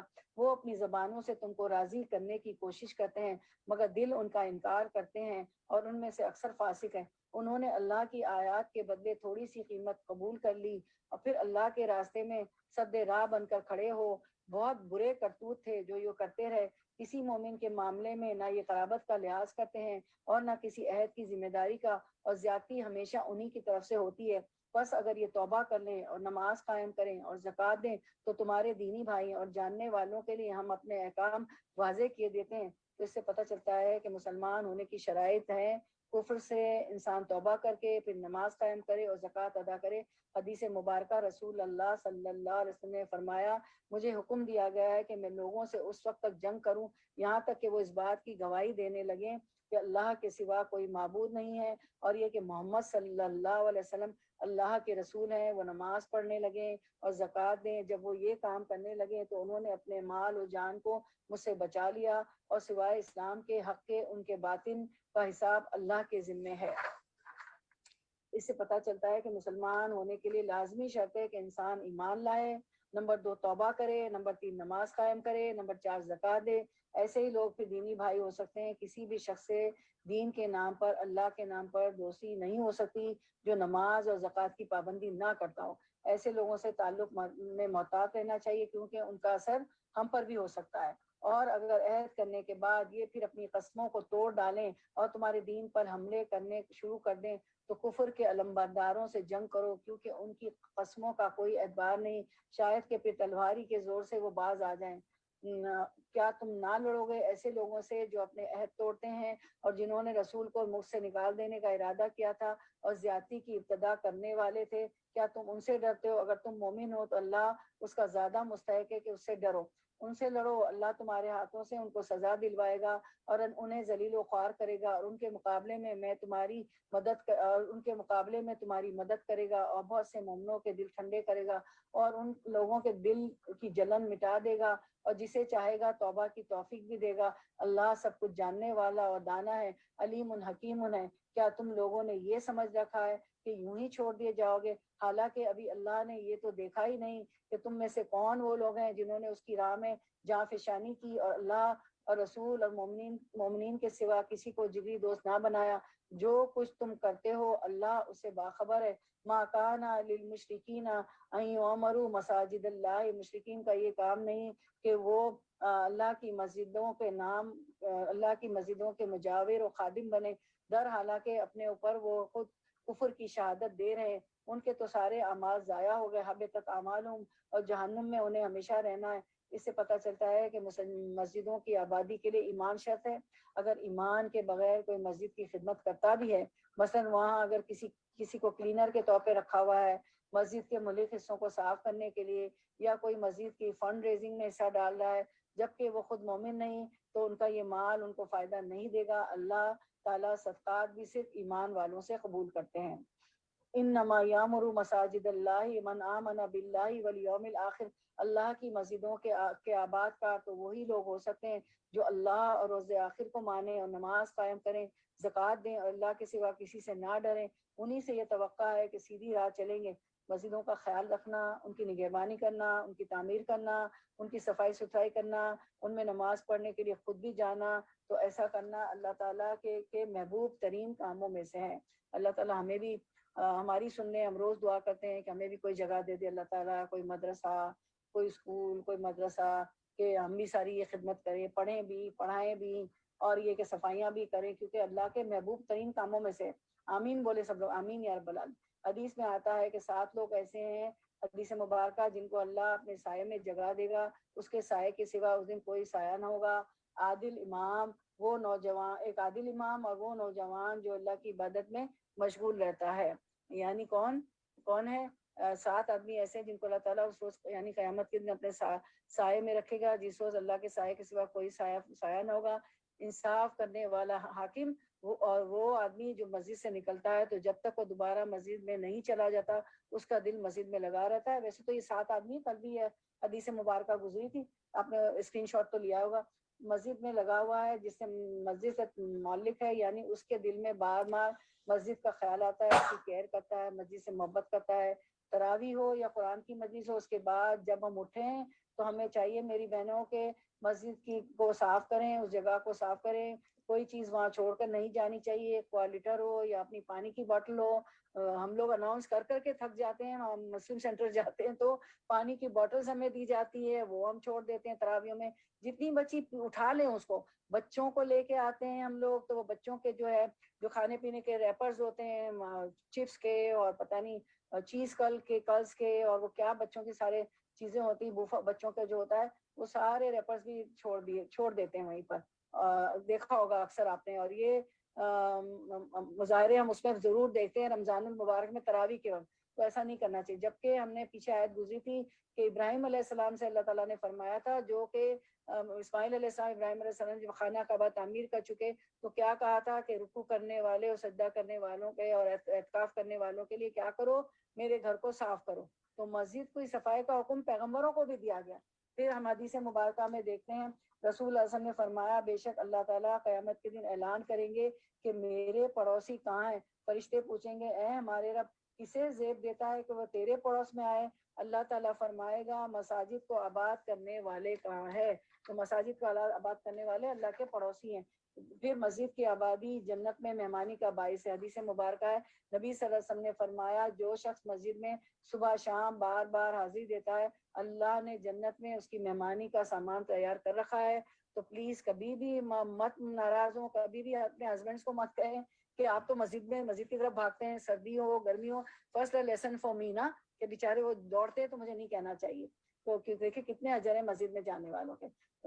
آیت نمبر 19، کیا تم لوگوں نے حاجیوں کو پانی پلانے اور مسجد الحرام کے مجاوری کرنے کو اس شخص کے کام کے برابر ٹھہرا لیا ہے جو ایمان لایا اللہ پر اور روز آخرت پر، اور جس نے جاں فشانی کی اللہ کی راہ میں، یعنی مسجد الحرام میں بیٹھنا، وہاں کی صفائی کرنا، وہاں پر عبادت کرنا، یہ بھی بڑے اعلیٰ درجے کا کام ہے۔ لیکن اللہ کے بندوں کو اللہ کے راستے کی طرف بلانا، اس راستے میں آنے والی رکاوٹوں کو ہٹانے کے لیے جد و جہد کرنا، یہ اس سے بھی بڑا کام ہے۔ اللہ کے نزدیک یہ دونوں برابر نہیں، اور اللہ ظالموں کی رہنمائی نہیں کرتا۔ اللہ کے ہاں تو انہی لوگوں کا درجہ بڑا ہے جو ایمان آیت 20، اللہ کے ہاں تو انہی لوگوں کا درجہ بڑا ہے جو ایمان لائے اور جنہوں نے اس کی راہ میں گھر بار چھوڑے اور جان و مال سے جہاد کیا، وہی کامیاب ہے۔ ان کا رب انہیں اپنی رحمت اور خوشنودی اور ایسی جنتوں کی بشارت دیتا ہے جہاں ان کے لیے پائیدار عیش کے سامان ہے۔ سبحان اللہ، ان میں وہ ہمیشہ رہیں گے۔ یقیناً اللہ کے پاس خدمت کا صلہ دینے کو بہت کچھ ہے۔ اچھا پھر ہم دیکھتے ہیں وہ ہے نا، کبھی اے حقیقت منتظر نظر آ لباس مجاز میں کہ ہزاروں سجدے تڑپ رہے ہیں میری جبین نیاز میں۔ تو اللہ کی پہچان کے بغیر اس کے آگے سجدہ کرنے کے لیے کوئی نہیں تڑپتا، تو انسان اس کے آگے صحیح معنوں میں جب جھکتا ہے جب اس کی پہچان ہو۔ الذین آمنوا وہاجروا وجاہدوا فی سبیل اللہ باموالہم وانفسہم، اور انہوں نے اللہ کے راستے میں جہاد کیا اور اپنے مالوں اور جانوں کے ساتھ۔ اللہ کے ہاں ان کا درجہ سب سے بڑا ہے۔ اعظم درجۃ عند اللہ واولئک هم الفائزون، اور یہی لوگ اصل میں کامیاب ہونے والے ہیں۔ یبشرہم ربہم برحمت منہ ورضوان، ان کی رب انہیں اپنی رحمت اور خوشنودی اور ایسی جنتوں کی بشارت دیتا ہے جہاں ان کے لیے پائیدار عیش کے سامان ہیں، وہ کبھی ختم نہیں ہوں گے، ان میں وہ ہمیشہ رہیں گے، یعنی کہ جنت۔ یقیناً اللہ کے پاس خدمات کا صلہ دینے کو بہت کچھ ہے۔ ان اللہ عندہ اجر عظیم، اللہ سبحانہ تعالیٰ کے پاس اجر عظیم ہے۔ یا ایھا الذین آمنوا لا تتخذوا آباءکم واخوانکم اولیاء ان استحبوا الکفر علی الایمان، اے لوگوں جو ایمان لائے ہو، اپنے باپوں اور اپنے بھائیوں کو اپنا دوست نہ بناؤ، ان سے محبت نہ کرو اگر وہ ایمان پر کفر کو ترجیح دیں۔ تم میں سے جو ان کو دوست بنائیں گے وہی ظالم ہوں گے۔ اے نبی صلی اللہ علیہ وسلم کہہ دیجئے کہ اگر تمہارے باپ اور تمہارے بیٹے اور تمہارے بھائی اور تمہاری بیویاں اور تمہارے عزیز و اقارب اور تمہارے وہ مال جو تم نے کمائے ہیں اور تمہارا وہ کاروبار جن کے مان پڑ جانے کا تم کو خوف ہے، اور تمہارے وہ گھر جو تم کو پسند ہے، تم کو اللہ اور اس کے رسول اور اس کی راہ میں جہاد سے عزیز تر ہے، تو انتظار کرو یہاں تک کہ اللہ اپنا فیصلہ تمہارے سامنے لے آئے، اور اللہ فاسق لوگوں کی رہنمائی نہیں کرتا۔ اس آیت سے پتہ چلتا ہے کہ ہمیں مال، اولاد اور تمام لوگوں سے بڑھ کر اللہ، اس کے رسول اور اللہ کے راستے میں جد و جہد کرنے سے محبت کرنا ہے، جو ہر چیز سے بڑھ کر ہے۔ سب سے بڑھ کر اللہ سے محبت کرنے والے، اللہ ایسی محبت کی ٹھنڈک ہمارے دلوں میں ڈال دے اللہ تعالیٰ کہ اس سے بڑھ کر کسی چیز سے محبت نہ ہو۔ اس کے بعد انسانوں میں سب سے بڑھ کر رسول اللہ صلی اللہ علیہ وسلم سے محبت ہونی چاہیے۔ اللہ کی محبت سب سے اوپر ہونا چاہیے، پھر رسول صلی اللہ علیہ وسلم۔ مثلا قرآن مجید میں قرآن کی تبلیغ کو بھی جہاد کبیر کہا گیا ہے۔ قرآن مجید میں آتا ہے وَجَاهِدُم بِهِ جِهَادًا كَبِيرًا، جہاد کا لفظ صرف قتال کے لیے استعمال نہیں ہوتا، بلکہ قتال کے علاوہ ہر اس سخت محنت، جد و جہد اور کوشش کے لیے جو اللہ کے دین کو پھیلانے کے لیے کی جاتی ہے، چاہے وہ قلم سے ہو، چاہے وہ زبان سے ہو، چاہے وہ مال سے ہو، چاہے وہ اپنی انٹیلیجنس سے ہو، چاہے وہ اپنی کسی اسکل کے ذریعے ہو، کوئی بھی چیز، چاہے یہ آپ واٹس ایپ پہ میسیجز کر کے اس درس میں بلاتی ہیں، فون کر کے بولتی ہیں، جو بھی، جب ہماری جاب پیچھے ہمارا اللہ کے راستے میں دین کی خدمت کرنا آگے، ایسا پیشن کہ باقی ہر چیز اس کے سامنے مان پڑ جائے، باقی چیزیں ضرورت کے تحت کر رہے ہوں اور اس کے لیے جی رہے ہوں اور مر رہے ہوں، جب تک یہ تڑپ نہیں ہو کہ اللہ کے لیے جی رہے ہیں مر رہے ہیں، اس وقت تک سچے مومن نہیں قرار پائیں گے۔ کیونکہ زبانی یہ دعویٰ کرنا اللہ سے محبت ہے یہ بہت بڑا آسان ہے، لیکن محبت کے لیے قربانی کرنا، اپنا وقت دینا، اپنی جان دینا، اپنی انا قربان کر دینا، اور اپنی اعلیٰ ترین خدمت کو جس کو اگر دنیا میں لگایا جائے تو ملینر بن جائے نا، اور ان کو دین کے لیے استعمال کر کے اللہ کے بندوں کو جہنم کے آگ سے بچانے کی فکر کرنا، ان تک خیر کا پیغام پہنچانا، ان تک قرآن کی تعلیم کو عام کرنا، اس کے لیے جینا ہے ہمیں، یہ ہے ہماری زندگی کا مقصد۔ اور جیسے کہ شعر بھی ہے نا، میری زندگی کا مقصد تیرے دین کی سرفرازی، میں اسی لیے مسلمان میں اسی لیے نمازی، میری زندگی کا مقصد تیرے دین کی سرفرازی، میں اسی لیے مسلمان میں اسی لیے نمازی، یعنی میری نماز روزہ ہر چیز اصل میں اس کام کی تیاری کے لیے، وہ الگ سے کچھ نہیں ہے۔ ان صلاتی و نسکی و محیایا و مماتی للہ رب العالمین، اللہ میرا جینا، میرا مرنا، میرے مناسک اللہ رب العالمین کی۔ آیت 25۔ اچھا، لقد نصرکم اللہ فی مواطن کثیرۃ ویوم حنین اذ اعجبتکم کثرتکم فلم تغنی عنکم شیئا، اللہ اس سے پہلے بہت سے مواقع پر تمہاری مدد کر چکا ہے، ابھی غزوہ حنین کے روز، اس روز تمہیں اپنی کثرت تعداد کا غرہ تھا مگر وہ تمہارے کچھ کام نہ آئی۔ اصل میں حنین جو ہے مکہ اور طائف کے درمیان ایک وادی ہے، یہاں پر جو ہے حوازن اور ثقیف دو قبیلے رہتے تھے، اور یہ دونوں قبیلے تیر اندازی میں مشہور تھے، مسلمانوں کے خلاف انہوں نے جو ہے تیاری کر رہے تھے جنگ کی۔ جب آپ کو پتہ چلا تو آپ 12,000 کا لشکر لے کر حنین کی طرف نکلے۔ یہ فتح مکے کے 8 یا 10 دن بعد شوال 9 ہجری کا واقعہ ہے۔ تو کیا ہوا، یہ پہلی جنگ تھی جس میں مسلمانوں کی تعداد سب سے زیادہ تھی، 12,000 لوگ تھے، تو سب خوش ہو گئے کہ اب تو ہم دشمن کے مقابلے میں زیادہ ہو گئے، اب تو ہم جیتے ہی جیتے۔ اور وہیں پر اللہ سبحانہ تعالیٰ نے فوری طور پر انجام دکھا دیا کہ مدد تو اللہ کے اذن سے آتی ہے، اللہ کی طرف سے آتی ہے، کثرت تعداد سے توقع نہیں ہوتی۔ بدر میں تمہیں کامیابی ہوئی تھی کم تعداد کے باوجود، تو یہاں زیادہ تعداد تم دشمن سے پسپا ہونے لگے، اور زمین اپنی وسعت کے باوجود تم پر تنگ ہو گئی اور تم پیٹ پھیر کر بھاگ نکلے۔ قبیلہ بنو حوازن کے جو تیر انداز تھے انہوں نے ایسے تیر برسائے تھے کہ مسلمان بھاگنا شروع ہو گئے، میدان جنگ چھوڑنے لگے۔ پھر اللہ نے سکینت اپنے رسول اور مومنوں پر نازل فرمائی، اور وہ لشکر تم پر اتارے جو تم کو نظر نہ آتے تھے، اور منکرین حق کو سزا دی۔ یہی بدلہ ہے ان لوگوں کے لیے جو حق کا انکار کرے۔ ابھی آیت سکینت ہے، تو پہلے ہم دیکھ لیتے ہیں کہ آیت سکینت کون کون سی صورتوں میں ہے۔ تو یہ آیت سکینت کہلاتی ہے۔ سکینت وہ اطمینان ہوتا ہے جو اللہ اپنے بندوں کے دلوں میں ڈالتا ہے۔ سکینت انسان کو سکون اور وقار پر ابھارتی ہے۔ سکینت دوسرا والا دکھا دیں پہلے، آیت سکینت کہلاتی، وہ والا سلائڈ دکھا دیں پہلے۔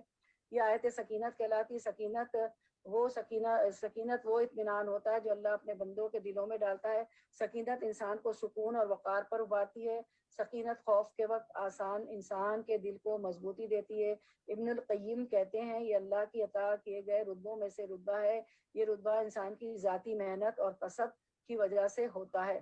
تو جتنی محنت ہوگی اللہ کی راہ میں، جتنے ہم اچھی عبادتیں، ایمان لانا اور خالص اللہ کے لیے سارے کام کرنا، تو کیا ہوگا، سکینت ہوگی اور سکون آئے گا، اور خوف کے وقت دل میں مضبوطی پیدا ہو گئی، اور یہ رتبہ ہماری ذاتی محنت سے حاصل ہوگا کہ کتنے ہم حقوق اللہ، حقوق العباد ادا کرتے ہیں خالص نیت۔ تو قرآن مجید میں 6 مقامات پر سکینت کا ذکر ہے۔ ایک بار سورۃ البقرہ آیت 248 میں جو آپ پڑھ چکے تھے اور آیت سکینت سن بھی چکے تھے، 2 بار سورۃ التوبہ، یعنی اس وقت ہم سورۃ التوبہ پڑھ رہے ہیں تو آیت 26 اور 40 میں ہے، تو اس وقت ہم آیت 26 پہ پہنچ چکے ہیں، تو ہم اس کی تلاوت سنیں گے۔ 3 بار سورۃ الفتح میں آیت 4، 18 اور 26 میں آیت نمبر 4، 18 اور 26۔ جب انسان ان آیت کو سنتا ہے یا پڑھتا ہے تو شیطانی حملوں سے نجات پاتا ہے۔ تو انشاءاللہ ہم سنتے ہیں، اسکرین پہ آپ دیکھیں یہ آیت ہوگی، اور یہ میں تلاوت سنتے ہیں اور آیت کو آپ لوگ دیکھیں، اللہ تعالیٰ ہم پہ سکینت نازل کرے گا انشاءاللہ۔ یہ آیت سکینت ہے، تو ایز اے قرآن کے اسٹوڈنٹ آپ کو پتہ ہونا چاہیے، اس لیے آپ کو دکھا دیا گیا کہ کہاں کہاں آیت سکینت ہے۔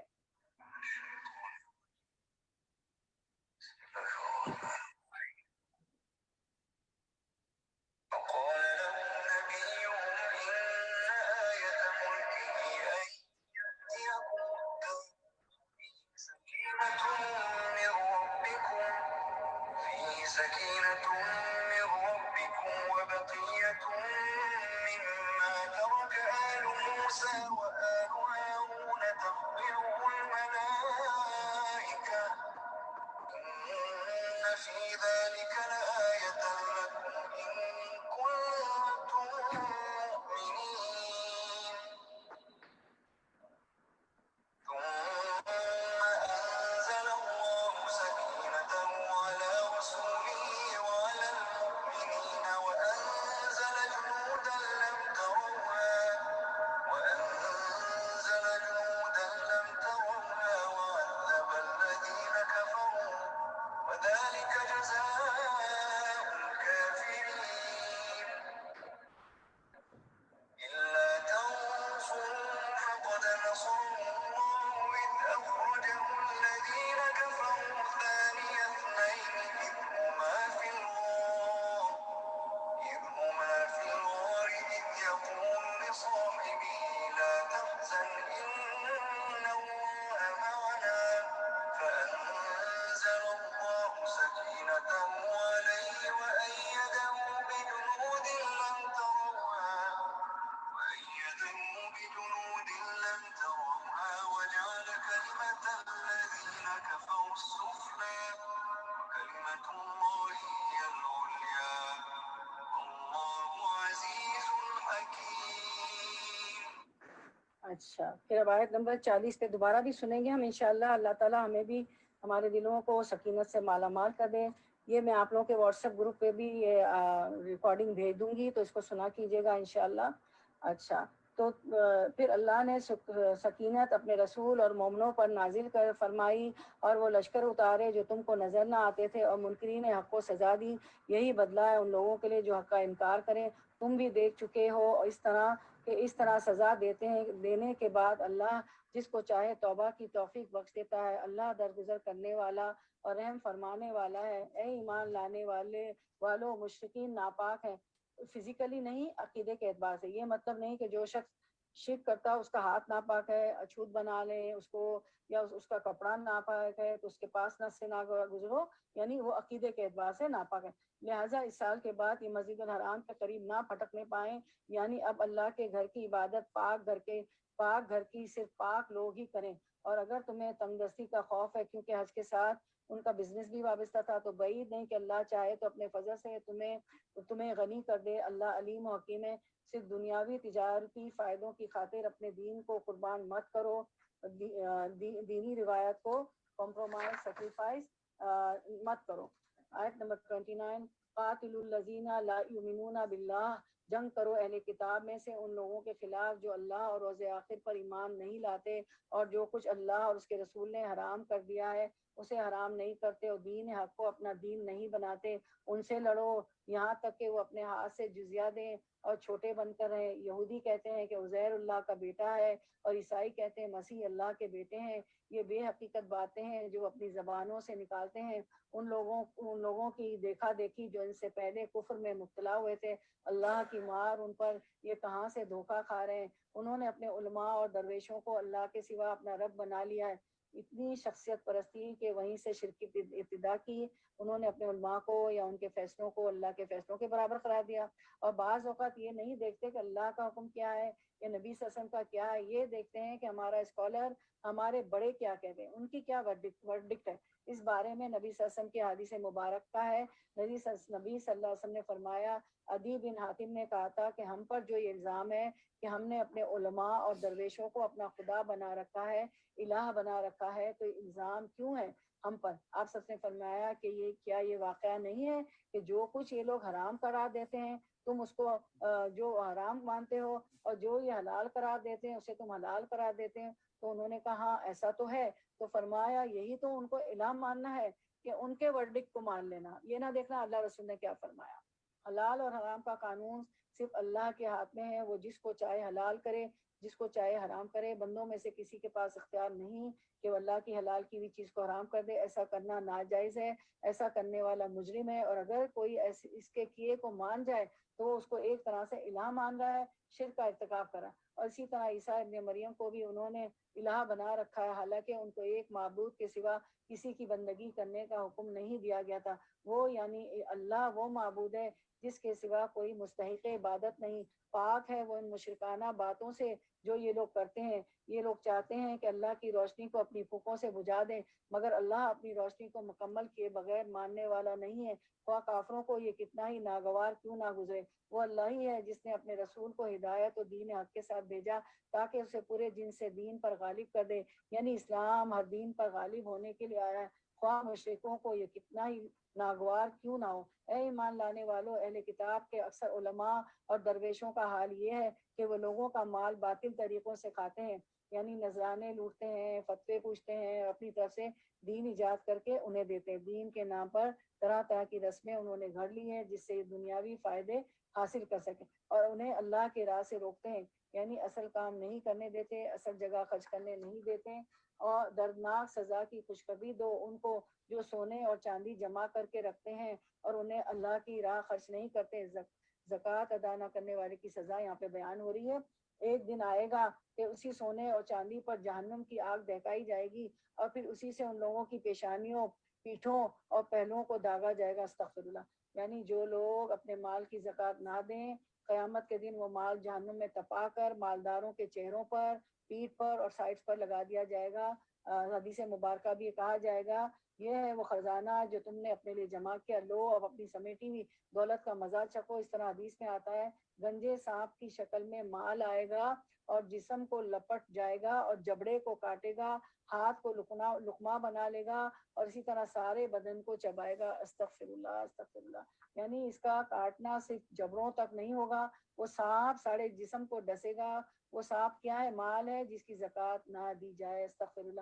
ان عدت الشہور عند اللہ 12 اشہرا فی کتاب اللہ۔ حقیقت یہ ہے کہ مہینوں کی تعداد جب سے اللہ نے آسمان اور زمین کو پیدا کیا اللہ کے نوشتے میں 12 ہی ہے، یعنی یہ 12 مہینے ہم نے نہیں بنائے، اللہ نے بنائے، اور ان میں سے 4 مہینے حرام ہے، یہی ٹھیک ضابطہ ہے، لہٰذا ان 4 مہینوں میں اپنے اوپر ظلم نہ کرو۔ یہ وہ 4 مہینے کون سے ہیں؟ رجب، ذی القعدہ، ذی الحجہ اور محرم۔ اب رجب سے گزر رہے ہیں نا ماشاءاللہ، اور مشرکوں سے سب مل کر لڑو جس طرح وہ سب مل کر تم سے لڑتے ہیں، اور جان رکھو کہ اللہ متقیوں کے ساتھ ہے۔ نسیت و کفر میں ایک مزید کافرانہ حرکت ہے جس میں یہ تاریخوں کو تبدیل کر دیا کرتے تھے، جس سے یہ کافی لوگ گمراہی میں مبتلا کیے جاتے ہیں۔ کسی سال ایک مہینے کو حلال کر لیتے ہیں اور کسی سال اس کو حرام کر دیتے ہیں تاکہ اللہ کے حرام کیے ہوئے مہینوں کی تعداد بھی پوری کر لیں اور اللہ کا حرام کیا ہوا حلال بھی کر لیں۔ ان کے برے اعمال ان کے لیے خوشنما بنا دیے گئے ہیں۔ اللہ منکرین حق کو ہدایت نہیں دیتا۔ تو یہ ہے کہ 4 مہینے تھے نا حرام مہینے، رجب، ذی القعدہ، ذی الحجہ، محرم۔ اس میں یہ ہے جو ہے چوری ڈکیتی لوٹ مار نہیں کرتے تھے، جنگیں نہیں لڑتے تھے، تو یہ حرمت والے مہینے ہیں۔ تو یہ کیا کرتے تھے کہ حرمت والے مہینے کو توڑ کر دوسرے مہینوں کو حرمت والا قرار دیتے تھے۔ مثلا محرم کے مہینے کی حرمت توڑ کر سفر کے مہینے کو حرمت والا قرار دے دینا، جو حرمت والے مہینے نہیں ہوتے تھے ان کو حرمت والا قرار دے دیتے تھے۔ یا ایھا الذین آمنوا، اے لوگو جو ایمان لائے ہو، تمہیں کیا ہو گیا ہے جب تم سے اللہ کی راہ میں نکلنے کے لیے کہا گیا تو تم زمین سے چمٹ کر رہ گئے۔ اشارہ ہے غزوہ تبوک کی طرف، جو ایک بہت ہی فیصلہ کن مارکہ آرا جنگ تھی جس کے لیے نکلنے کو کہا گیا۔ یہ الگ بات ہے کہ وہاں پہنچ کر کوئی جنگ ہوئی نہیں، لیکن اس میں ہر ایک کو آزما لیا گیا، سب کو کھلے عام نکلنے کی دعوت دی گئی تھی۔ کیا تم نے آخرت کے مقابلے پر، یہ بہت لمبا واقعہ ہے اس کا، تو جب ہماری تفسیر آئے گی تو اس میں کریں گے نا۔ کیا تم نے آخرت کے مقابلے پر دنیا کی زندگی کو پسند کر لیا؟ ایسا ہے تو تمہیں معلوم ہو کہ دنیاوی زندگی کا یہ سب سر و سامان آخرت میں بہت تھوڑا نکلے گا۔ فما متاع الحیات الدنیا فی الآخرۃ الا قلیل۔ تم نہ اٹھو گے تو اللہ تم کو دردناک سزا دے گا اور تمہاری جگہ کسی اور گروہ کو اٹھائے گا اور تم اس کا کچھ بھی بگاڑ نہ سکو گے، وہ ہر چیز پر قدرت رکھتا ہے۔ اس آیت میں جنگ تبوک کی طرف اشارہ ہے، اور اس سے پتہ چلتا ہے کہ دنیا کا سامان بہت قلیل ہے۔ حدیث مبارکہ ہے، رسول اللہ صلی اللہ علیہ وسلم نے فرمایا اللہ کی قسم آخرت کے مقابلے میں دنیا کی حیثیت اس سے زیادہ نہیں ہے۔ جس طرح تم میں سے کوئی شخص اپنی ایک انگلی سمندر میں ڈالے، ٹھیک ہے، یا پھر یحییٰ نے اپنی انگشت شہادت کی طرف اشارہ کیا، پھر دیکھے وہ انگلی اس میں سے کیا نکال کر لائی، اس سے بس یہ ہے دنیا جو تھوڑی دیر میں ہاتھ خشک ہو جاتا ہے، آپ نہ بھی پہنچے کسی چیز سے تو خود ہی ایوپریٹ ہو جاتا ہے. تو دنیا کا جو کچھ ہے وہ تھوڑے ہی عرصے میں خود بخود ایوپریٹ جاتا ہے. ہم کتنا بھی اکٹھا کر لیں، اول تو ہے تھوڑا اور وہ بھی جلد ختم ہونے والا ہے. کپڑے لو وہ سیدھا ہو گئے، فرنیچر لو ٹوٹ گیا، کریک ہو گیا، ہوتا ہے نا، ہر چیز فنا ہو جاتی. آپ سوچتے ہیں ابھی 5 سال پہلے 10 سال پہلے تو فرنیچر کہتے ہیں نہیں چائنا کا ہے، لیکن نہیں، چائنا کے لیں، ہیوی سالڈ لیں، کچھ بھی لیں، ہر چیز فنا ہونے والی. اس کی مثال آپ کو بتائی گئی نا کہ وہ آپ سسم نے جو یہ انگلی کا بتایا. تو اب آپ سسم نے فرمایا، دوسری حدیث ہے، بے شک اللہ تعالیٰ نے اس دنیا کو قلیل بنایا. اب دنیا کا جو حصہ باقی ہے وہ بھی قلیل ہے، وہ قلیل سے بھی قلیل ہے. قلیل ہوتا ہے تھوڑا، تھوڑے سے بھی تھوڑا ہے. اور اس میں جو باقی رہ گیا اس کی مثال پانی کے ایک حوض کی طرح ہے جس کا سارا صاف پانی پیا جا چکا ہے، اب باقی گدلا پانی ہے. تو اس حدیث کو کیسے سمجھیں گے؟ ہر چیز میں پولوشن ہے، سمندر میں پولوشن، ہواؤں میں پولوشن ہے نا. یعنی دنیا میں کوئی جگہ ایسی نہیں رہی جہاں ہم یہ کہیں کہ بہت ہی پیور ہے اور خالص فریش اور اچھی ہے. غذا میں پولوشن، کھانے کی چیزوں میں، پہننے کی ہر چیز کے اندر ایسی ملاوٹیں ہیں کہ جن کو انسان بعض اوقات جانتا ہے اور بعض اوقات جانتا بھی نہیں کہ ہمیں کیا کھلا پلا دیا جاتا ہے. تو یہ نبی صلی اللہ علیہ وسلم کا فرمانا کس قدر سچا ہے کہ پہلے ہی دنیا تھوڑی رہ گئی ہے اور اس تھوڑے کا بھی جو بچ گیا ہے وہ بھی بہت گدلا ہے، خراب ہے، اس قابل نہیں کہ انسان یہاں کا مال سمیٹے. یعنی اب ہم سیب بھی کھاتے، پہلے کھا جاتا تھا کہ سیبوں کو، سبزیوں کو اس کے چھلکوں کے ساتھ کھاؤ، ٹھیک ہے، جو سیلڈ وغیرہ بناتے، کھیرا، ایپل وغیرہ. اب ہم کیا کرتے ہیں، چھلکے اتار دیتے ہیں کیونکہ ان کو ایسے اسپرے کرے جاتے ہیں. امپورٹ ایکسپورٹ اتنا ہو رہا ہے کہ وہ اچھی حالت میں رہے تو ہمیں پتا ہوتا ہے اس کو اسپرے کیا گیا ہے تو ہم وہ کاٹ لیتے ہیں، اس میں سے بھی غذائیت چلی گئی. تو نبی صلی اللہ علیہ وسلم کا فرمانا بہت سچ ہے کہ جو اب اس تھوڑے کا بھی جو بچا ہے وہ بھی بہت گدلا ہے، خراب ہے، اس قابل نہیں کہ انسان یہاں کا مال سمیٹے. اس لیے ہمیں اپنی زیادہ بڑی ایفرٹس اس کام کے لیے لگانی چاہیے کہ ہم اپنی آخرت کے لیے کچھ جمع کر سکیں. ٹھیک ہے نا. غیبت، سلینڈر، بغض، گل، کینہ، حسد، جلن، انوی، جو کچھ ہے سب ختم کر دیں. جو کچھ بھی ہے، جو کچھ طریقہ ہے، جو طاقت اللہ نے ہم کو دی ہے، جو اسکل ہم کو دی ہے، اس کے ذریعے محنت کر کے. یہ نہیں ہو سکتا کہ ہم آرام سے سو جائیں، اس کے ذریعے محنت کر کے جنت کمائے. آرام سے نہیں سو سکے، آرام سے سوئیں، آرام سے جیے، آرام سے انہی مزے سے اپنی زندگی گزارے. پھر کہیں اب جو کچھ فارغ وقت ملے گا پھر کچھ اللہ کے دین کے لیے کام کروں گی. فارغ ہوں گی تو دین کی محفلوں میں چلی جاؤں گی، یا اپنے محلے میں درس نہیں ہو رہی تو کسی کو کہوں گی، جب دیکھا جائے گا. ایسا نہیں ہوا کرتا، کچھ نہ کچھ بہرحال قربان کرنا پڑتا ہے. تو اللہ تعالیٰ فرماتے ہیں کہ اگر تم نہیں نکلو گے تمہیں دردناک عذاب دے گا، یعنی دین کے لیے نکلنا ہے، اور تمہیں بدل کر ایک اور قوم لے آئے گا، اللہ اور لوگ پیدا کر دے گا. تم منہ موڑتے ہو تو موڑ جاؤ، اللہ کے دین کا کام نہیں رکنے والا. ولا تضروا شیئا، اور تم اس کو کچھ بھی نقصان نہیں دے سکتے. واللہ علی کل شیء قدیر، اور اللہ ہر چیز پر قدرت رکھتا ہے. پھر فرمایا اگر تم اس کی مدد نہیں کرو گے، یعنی پیغمبر علیہ السلام کی، تو تحقیق اللہ نے اس کی مدد کی ہے. اذ اخرجہ الذین کفروا، جب اس کو ان لوگوں نے نکال دیا جنہوں نے کفر کیا. ثانی اثنین اذ ہما فی الغار اذ یقول لصاحبہ لا تحزن ان اللہ معنا فانزل اللہ سکینتہ علیہ وایدہ بجنود لم ترونہا. جب وہ صرف 2 میں کا دوسرا تھا، اشارہ ہے غار ثور کی طرف. جب نبی صلی اللہ علیہ وسلم ہجرت کے بعد پناہ لیتے ہوئے حضرت ابوبکر رضی اللہ عنہ کے ساتھ جب وہ دونوں غار میں تھے، کون سے غار میں تھے؟ ہجرت کے لیے کرنے کے لیے کے راستے میں تھے، مکے سے مدینہ کی طرف جا رہے تھے. دشمن طاق میں تھے تو حضرت ابوبکر آپ وسلم کے ساتھ تھے. تو حضرت ابوبکر کو کیا کہا گیا اس آیت میں؟ ثانی اثنین، کہ جب وہ دونوں غار میں تھے وہ اپنے ساتھی سے کہہ رہا تھا غم نہ کر، اللہ تمہارے ساتھ ہے. آپ وسلم ان کو کہہ رہے تھے، ابوبکر صدیق رضی اللہ عنہ کو، غم نہ کرو، دشمنوں سے مت ڈرو، اللہ ہمارے ساتھ ہے. کیونکہ حضرت ابوبکر رضی اللہ تعالیٰ عنہ کو بہت فکر لگ گئی تھی، کیونکہ کفار بہت قریب پہنچ گئے تھے. اس وقت اللہ نے اس پر اپنی طرف سے سکون قلب نازل کیا، ورنہ ایسے موقع پر پینک ہو کر انسان کچھ بھی ریئیکشن کر سکتا ہے. اور اس کی مدد ایسے لشکروں سے کی جو تم کو نظر نہ آتے تھے، اور کافروں کا بول نیچا کر دیا. اور اللہ کا بول تو اونچا ہی ہے، اور اللہ زبردست اور دانا ہے. تو یہ آیت سکینت ہے، کیونکہ اللہ تعالیٰ فرما رہے ہیں کہ اس وقت اللہ تعالیٰ نے اس پر اپنی طرف سے سکون قلب نازل کیا. تو ہم پھر سے دیکھ لیتے ہیں اسکرین پہ، تاکہ آپ ایز اے قرآن کے اسٹوڈنٹ آپ کو پتہ چل جائے کہ آیت سکینت جو ہوتی ہے کتنی ہوتی ہے، کہاں آ رہی ہے. تو آیت سکینت کہلاتی ہے. سکینت وہ اطمینان ہوتا ہے جو اللہ اپنے بندوں کے دلوں میں ڈالتا ہے. سکینت انسان کو سکون اور وقار پر ابھارتی ہے. سکینت خوف کے وقت انسان کے دل کو مضبوطی دیتی ہے. ابن القیم کہتے ہیں یہ اللہ کی عطا کیے گئے رتبوں میں سے رتبہ ہے. یہ رتبہ انسان کے ذاتی محنت اور کسب کی وجہ سے ہوتا ہے. اور پھر ہم دیکھتے ہیں کہ اس کی کیا کیا کن کن آیتوں میں قرآن مجید میں 6 مقامات پر سکینت کا ذکر آیا ہے. ایک بار سورۃ البقرہ میں آیت 248 میں آپ پڑھ چکے پہلے پارے سے، تو دوسرے تیسرے پارے سے آپ گزر چکے، اور آیت سکینت بھی وہاں ہم نے سن لی تھی. 2 بار سورۃ التوبہ جو ابھی آپ پڑھ رہے ہیں آج کے دورہ قرآن میں، سورۃ 26 میں ہم نے آیت نمبر 26 میں ہم پڑھ چکے. اب آیت 40 میں ہم پھر سے آیت سکینت سنیں گے. اس کے بعد 3 بار سورۃ الفتح میں آیت 4، 18 اور 26، آیت نمبر 4، 18 اور 26. جب انسان ان آیت کو سنتا ہے یا پڑھتا ہے تو شیطانی حملوں سے نجات پا جاتا ہے، دل میں سکینت نازل ہو جاتی ہے، اور سکون اور وقار پر یہ آیت ہمیں ابھارتی ہے. تو چلیں ہم اس کو سنتے ہیں، جانتے ہیں، سمجھتے ہیں. میں چلاتی ہوں، آپ لوگ غور سے سنیں کہ اللہ ہمارے دل کو بھی سکینت سے مالا مال کر دے. چلے تو ہم اس کو سنتے ہیں انشاءاللہ.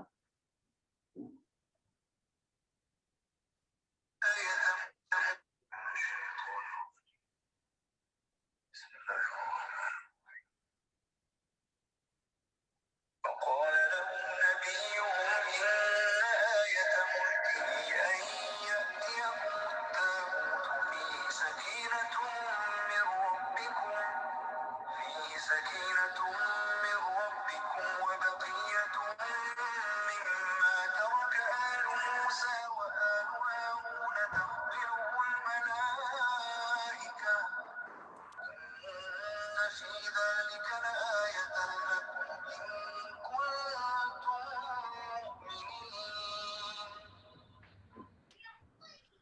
ثم أنزل الله سكينته على رسوله وعلى المؤمنين وأنزل جنودا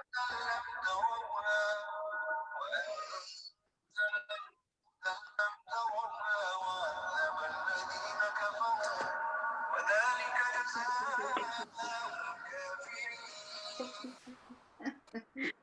إلا تنصروا فقد نصره الله إذ أخرجه الذين كفروا ثاني اثنين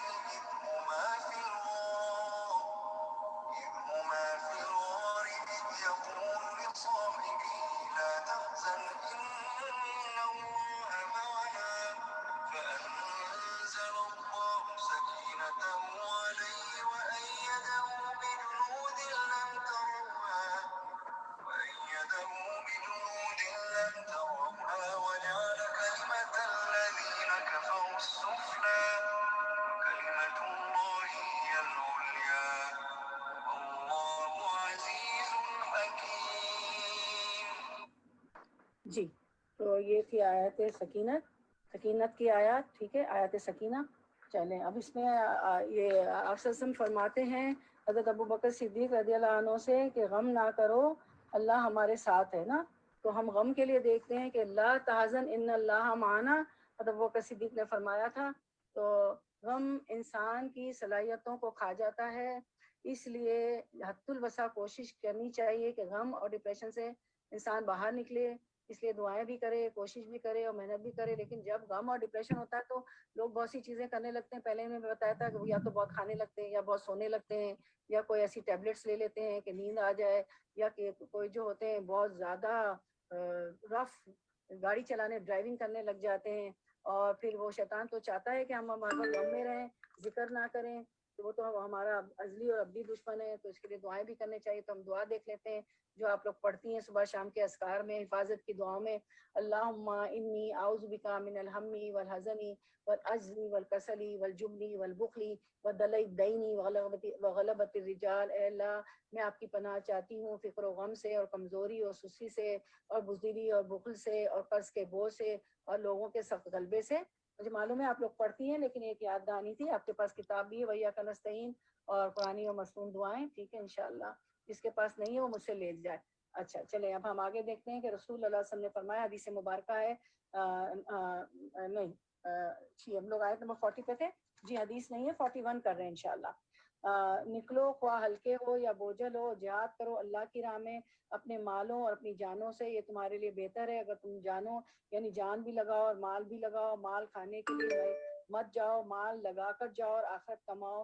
لوکانہ اردن قریباً و سفراً قاصداً، اے نبی صلی اللہ علیہ وسلم اگر فائدہ سہل الحصول ہوتا اور سفر ہلکا ہوتا تو وہ ضرور تمہارے پیچھے چلنے پر آمادہ ہو جاتے، مگر ان پر تو یہ راستہ بہت کٹھن ہو گیا۔ اب وہ خدا کی قسم کھا کر کہیں گے کہ اگر ہم چل سکتے تو یقیناً تمہارے ساتھ چلتے، وہ اپنے آپ کو ہلاکت میں ڈال رہے ہیں، اللہ خوب جانتا ہے کہ وہ جھوٹے ہیں۔ اف اللہ عنہ کا، اے نبی صلی اللہ علیہ وسلم اللہ آپ کو معاف کرے، آپ نے کیوں انہیں اجازت دے دی؟ آپ کو چاہیے تھا کہ خود ان کو رخصت نہ دیتے تاکہ آپ پر کھل جاتا کہ کون لوگ سچے ہیں اور جھوٹوں کو بھی آپ جان لیتے۔ جب نبی صلی اللہ علیہ وسلم غزوہ تبوک کے لیے تیاری کر رہے تھے تو دراصل منافق جھوٹے بہانے لے کر اجازت لے رہے تھے کہ ہم ساتھ نہیں جا سکتے، تو نبی صلی اللہ علیہ وسلم ہر ایک کا عذر قبول کر رہے تھے۔ اچھا تمہارا یہ مسئلہ ہے، کوئی کہتا ہے میری طبیعت ٹھیک نہیں ہے، تو کوئی کہتا ہے اچھا تو آپ کہتے اچھا جاؤ کوئی بات نہیں، کوئی کہتا میری بیوی ٹھیک نہیں ہے تو آپ صلی اللہ علیہ وسلم کہتے اچھا جاؤ کوئی بات نہیں، کوئی کہتا میرے بچے بیمار ہیں تو آپ صلی اللہ علیہ وسلم کہتے جاؤ اچھا ٹھیک ہے، ہر ایک الگ الگ بہانہ لے کر آیا کہ ہم ساتھ نہیں جا سکتے، تو آپ صلی اللہ علیہ وسلم نے ان کی عذر قبول کر لیے، تو اللہ تعالیٰ فرماتے ہیں نہ کرتے پھر دیکھتے کہ کون سچے ہیں۔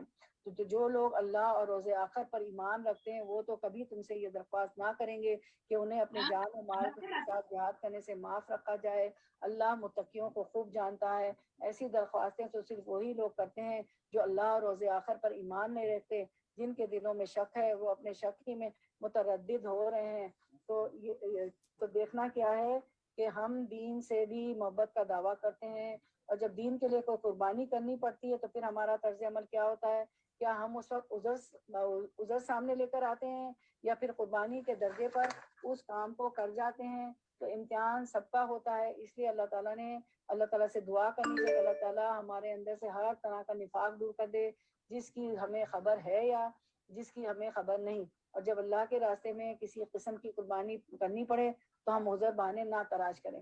46 اگر واقعی ان کا نکلنے کا ارادہ ہوتا تو وہ اس کے لیے کچھ تیاری کرتے، لیکن اللہ کو ان کا اٹھنا پسند ہی نہ تھا، اس لیے اللہ نے انہیں سست کر دیا اور کہہ دیا گیا کہ بیٹھے رہو بیٹھنے والوں کے ساتھ، اگر وہ تمہارے ساتھ نکلتے تو تمہارے اندر خرابی کے سوا کسی چیز کا اضافہ نہ کرتے، وہ تمہارے درمیان فتنہ پردازی کے لیے دوڑ دھوپ کرتے، اور تمہارے گروہ کا حال یہ تھا کہ ابھی اس میں بہت سے ایسے لوگ موجود ہیں جو ان کی باتیں کان لگا کر سنتے ہیں، اللہ ان ظالموں کو خوب جانتا ہے۔ اس سے پہلے بھی ان لوگوں نے فتنہ انگیزی کی کوشش کی ہے اور تمہیں ناکام کرنے کے لیے ہر طرح کی تدبیر کا الٹ پھیر کر چکے ہیں، یہاں تک کہ ان کی مرضی کے خلاف حق آ گیا اور اللہ کا کام ہو کر رہا۔ یعنی پچھلی جنگوں میں بھی ایسے لوگ موجود تھے جو جنگ تبوک کے موقع پر ہیں، لیکن اب تو یہ جنگ ایسی تھی کہ جس میں کوئی ایسا نہ بچا تھا جس کا نفاق کھل کر سامنے نہ آ گیا ہو، کیونکہ سخت قربانی کا وقت تھا۔ اللہ تعالیٰ بعض وقت ہوتا ہے کہ چھوٹی چھوٹی قربانیوں سے آزماتے ہیں اور بعض وقت بڑی سخت قربانی کا مطالبہ آ جاتا ہے، اور خصوصاً ایسے موقع ہیں جس میں واقعی کفر و اسلام کی ایسی جنگ ہو کہ ایمان کو خطرہ لاحق۔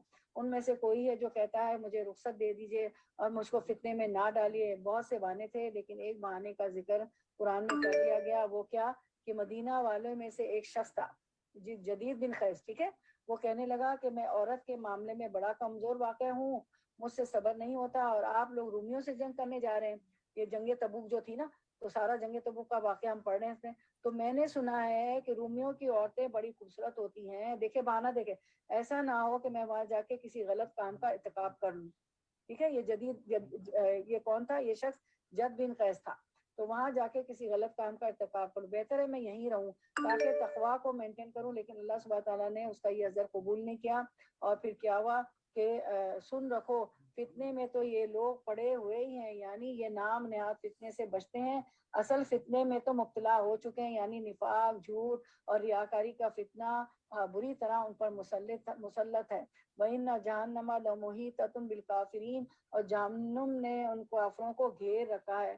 تمہارا بھلا ہوتا تو انہیں رنج ہوتا ہے اور تم پر مصیبت آتی ہے۔ آیت 50، تو یہ منہ پھیر کر خوش خوش پلٹتے ہیں اور کہتے جاتے ہیں کہ اچھا ہوا ہم نے پہلے ہی اپنا معاملہ ٹھیک کر دیا. ان سے کہو ہمیں ہرگز کوئی برائی یا بھلائی نہیں پہنچتی مگر وہ جو اللہ نے ہمارے لیے لکھ دی. اللہ ہی ہمارا مولا ہے اور اہل ایمان کو اسی پر بھروسہ کرنا چاہیے. یہاں پر دنیا پرست اور دین پرست ذہنیت واضح کر دی گئی، کیونکہ دنیا والا جو کچھ کرتا ہے اپنی ذات کے فائدے کے لیے کرتا ہے، اور جو دین کو چاہتا ہے، دین کی محبت کرتا ہے، وہ سب کچھ دین کی محبت میں کرتا ہے. اس لیے دنیا والا صرف اس کام کو کرتا ہے جس میں اس کی دنیا کا فائدہ ہوتا ہے، اور دین والا جو ہوتا ہے وہ اس کام کو کرتا ہے جس سے دین کو فائدہ ہوتا ہے. کیونکہ یہاں ہے کہ کل لن یصیبنا الا ما كتب اللہ لنا، ہمیں نہیں پہنچے گا مگر وہ جو اللہ نے ہمارے لیے لکھ دیا ہے. یعنی نقصان ہونے کا جو ہے اگر اللہ نے لکھا ہے تو وہ ہو جائے گا، وہ گھر بیٹھ کے بھی ہو جائے گا، وہ ضروری نہیں کہ اللہ کے راستے میں نکلے تو ہوگا. یہ بات یہاں بتائے گی. تو یہ ہمارا ایمان کا حصہ ہے. لن یصیبنا الا ما كتب اللہ.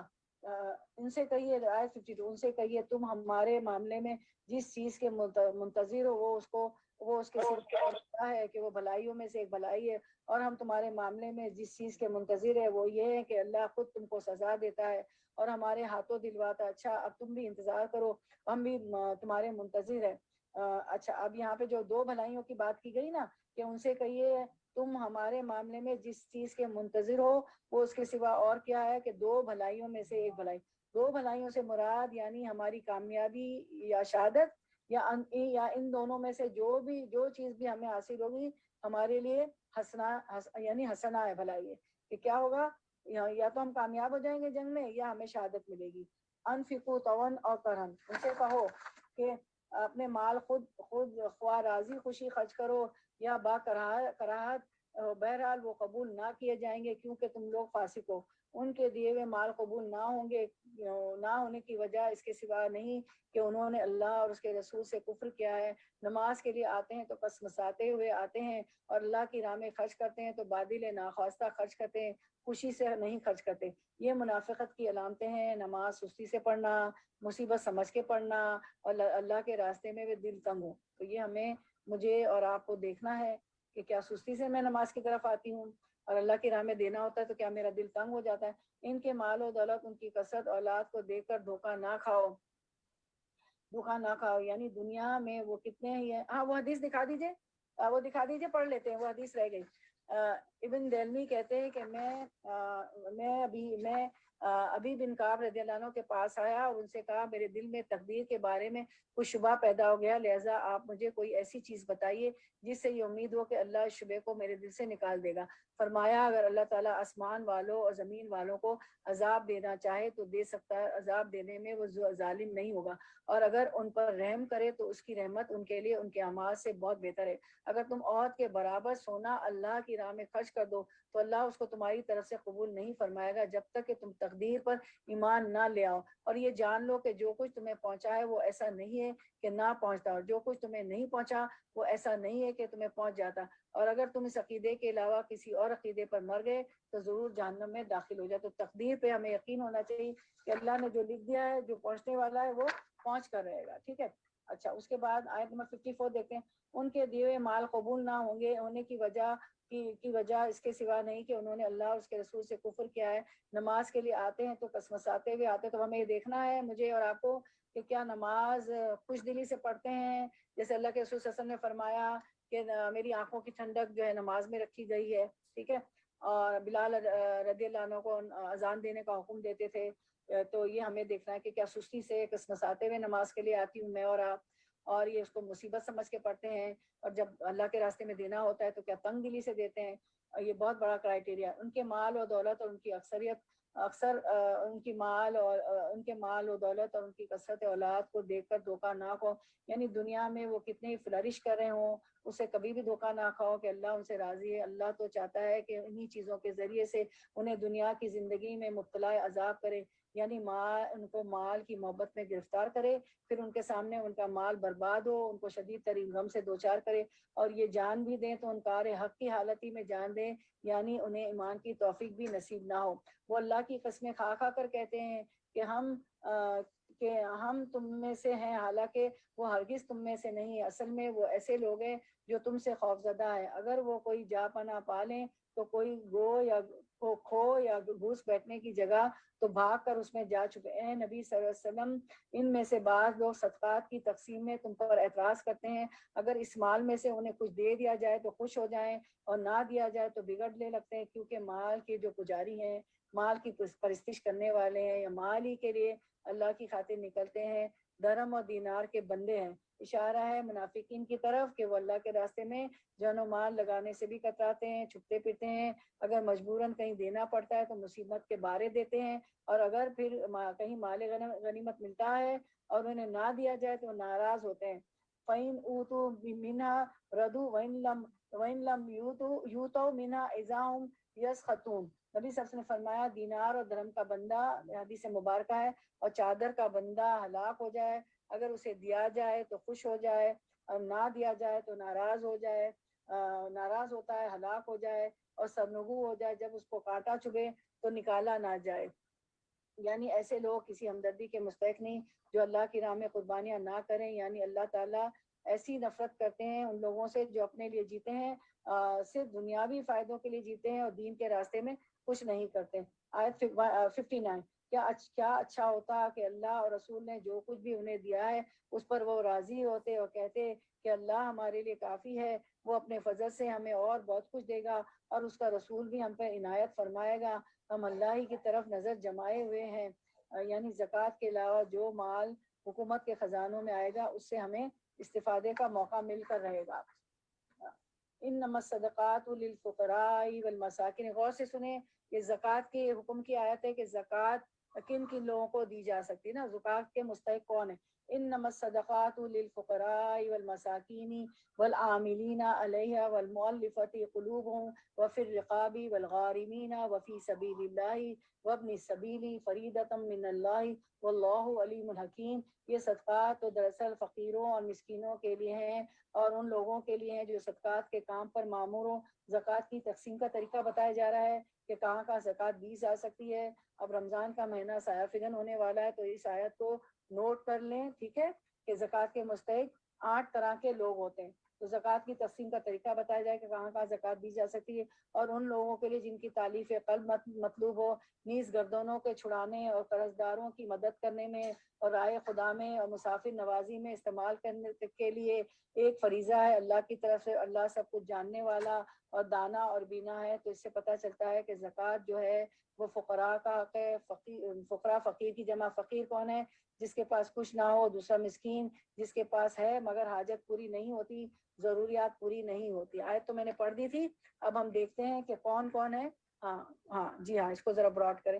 عاملین، جو اسلامی حکومت کے، یہ عاملین کا لفظ جو ہے آیت میں تھا، ٹھیک ہے، عاملین جو اسلامی حکومت کی طرف سے صدقات کی وصولی اور اس کے حساب کتاب پر مامور ہیں، حکومت کی طرف سے، کسی ادارے کی طرف سے نہیں۔ اور مؤلفۃ القلوب، جن کو اسلام کی طرف راغب کرنا مقصود ہو یا جو اسلام میں کمزور ہوں۔ رقاب، گردنیں آزاد کرنے میں، غلاموں کو آزادی دلانے میں یا قیدیوں کا فدیہ دے کر ان کو رہا کرانے میں۔ تو آج کل تو غلام نہیں ہے تو قیدیوں کا فدیہ دے کر ان کو رہا کرانا۔ غارمین، جو مقروض ہو گئے ہوں یا جن کے اوپر ضمانت کا بوجھ ہو، ٹھیک ہے۔ پھر فی سبیل اللہ، دعوت دین اور جہاد فی سبیل اللہ کی مد ہے، دعوت دین اور جہاد فی سبیل اللہ کی مد میں۔ ابن السبیل، یہ سارے اس آیت کے الفاظ ہیں، ٹھیک ہے۔ مسافر جو حالت سفر میں ضرورت مند ہو جائے، خواہ اپنے مکان پر غنی ہی کیوں نہ ہو، تو ان سب کے لیے یہ اللہ کی طرف سے فریضہ ہے۔ زکوٰۃ کے مستحق یہ تمام افراد یا مدیں ہیں۔ اس کا اسکرین شاٹ لے لیں کیونکہ رمضان آئے گا، یہ سب آپ سب کو بھیج سکتی ہیں، ٹھیک ہے۔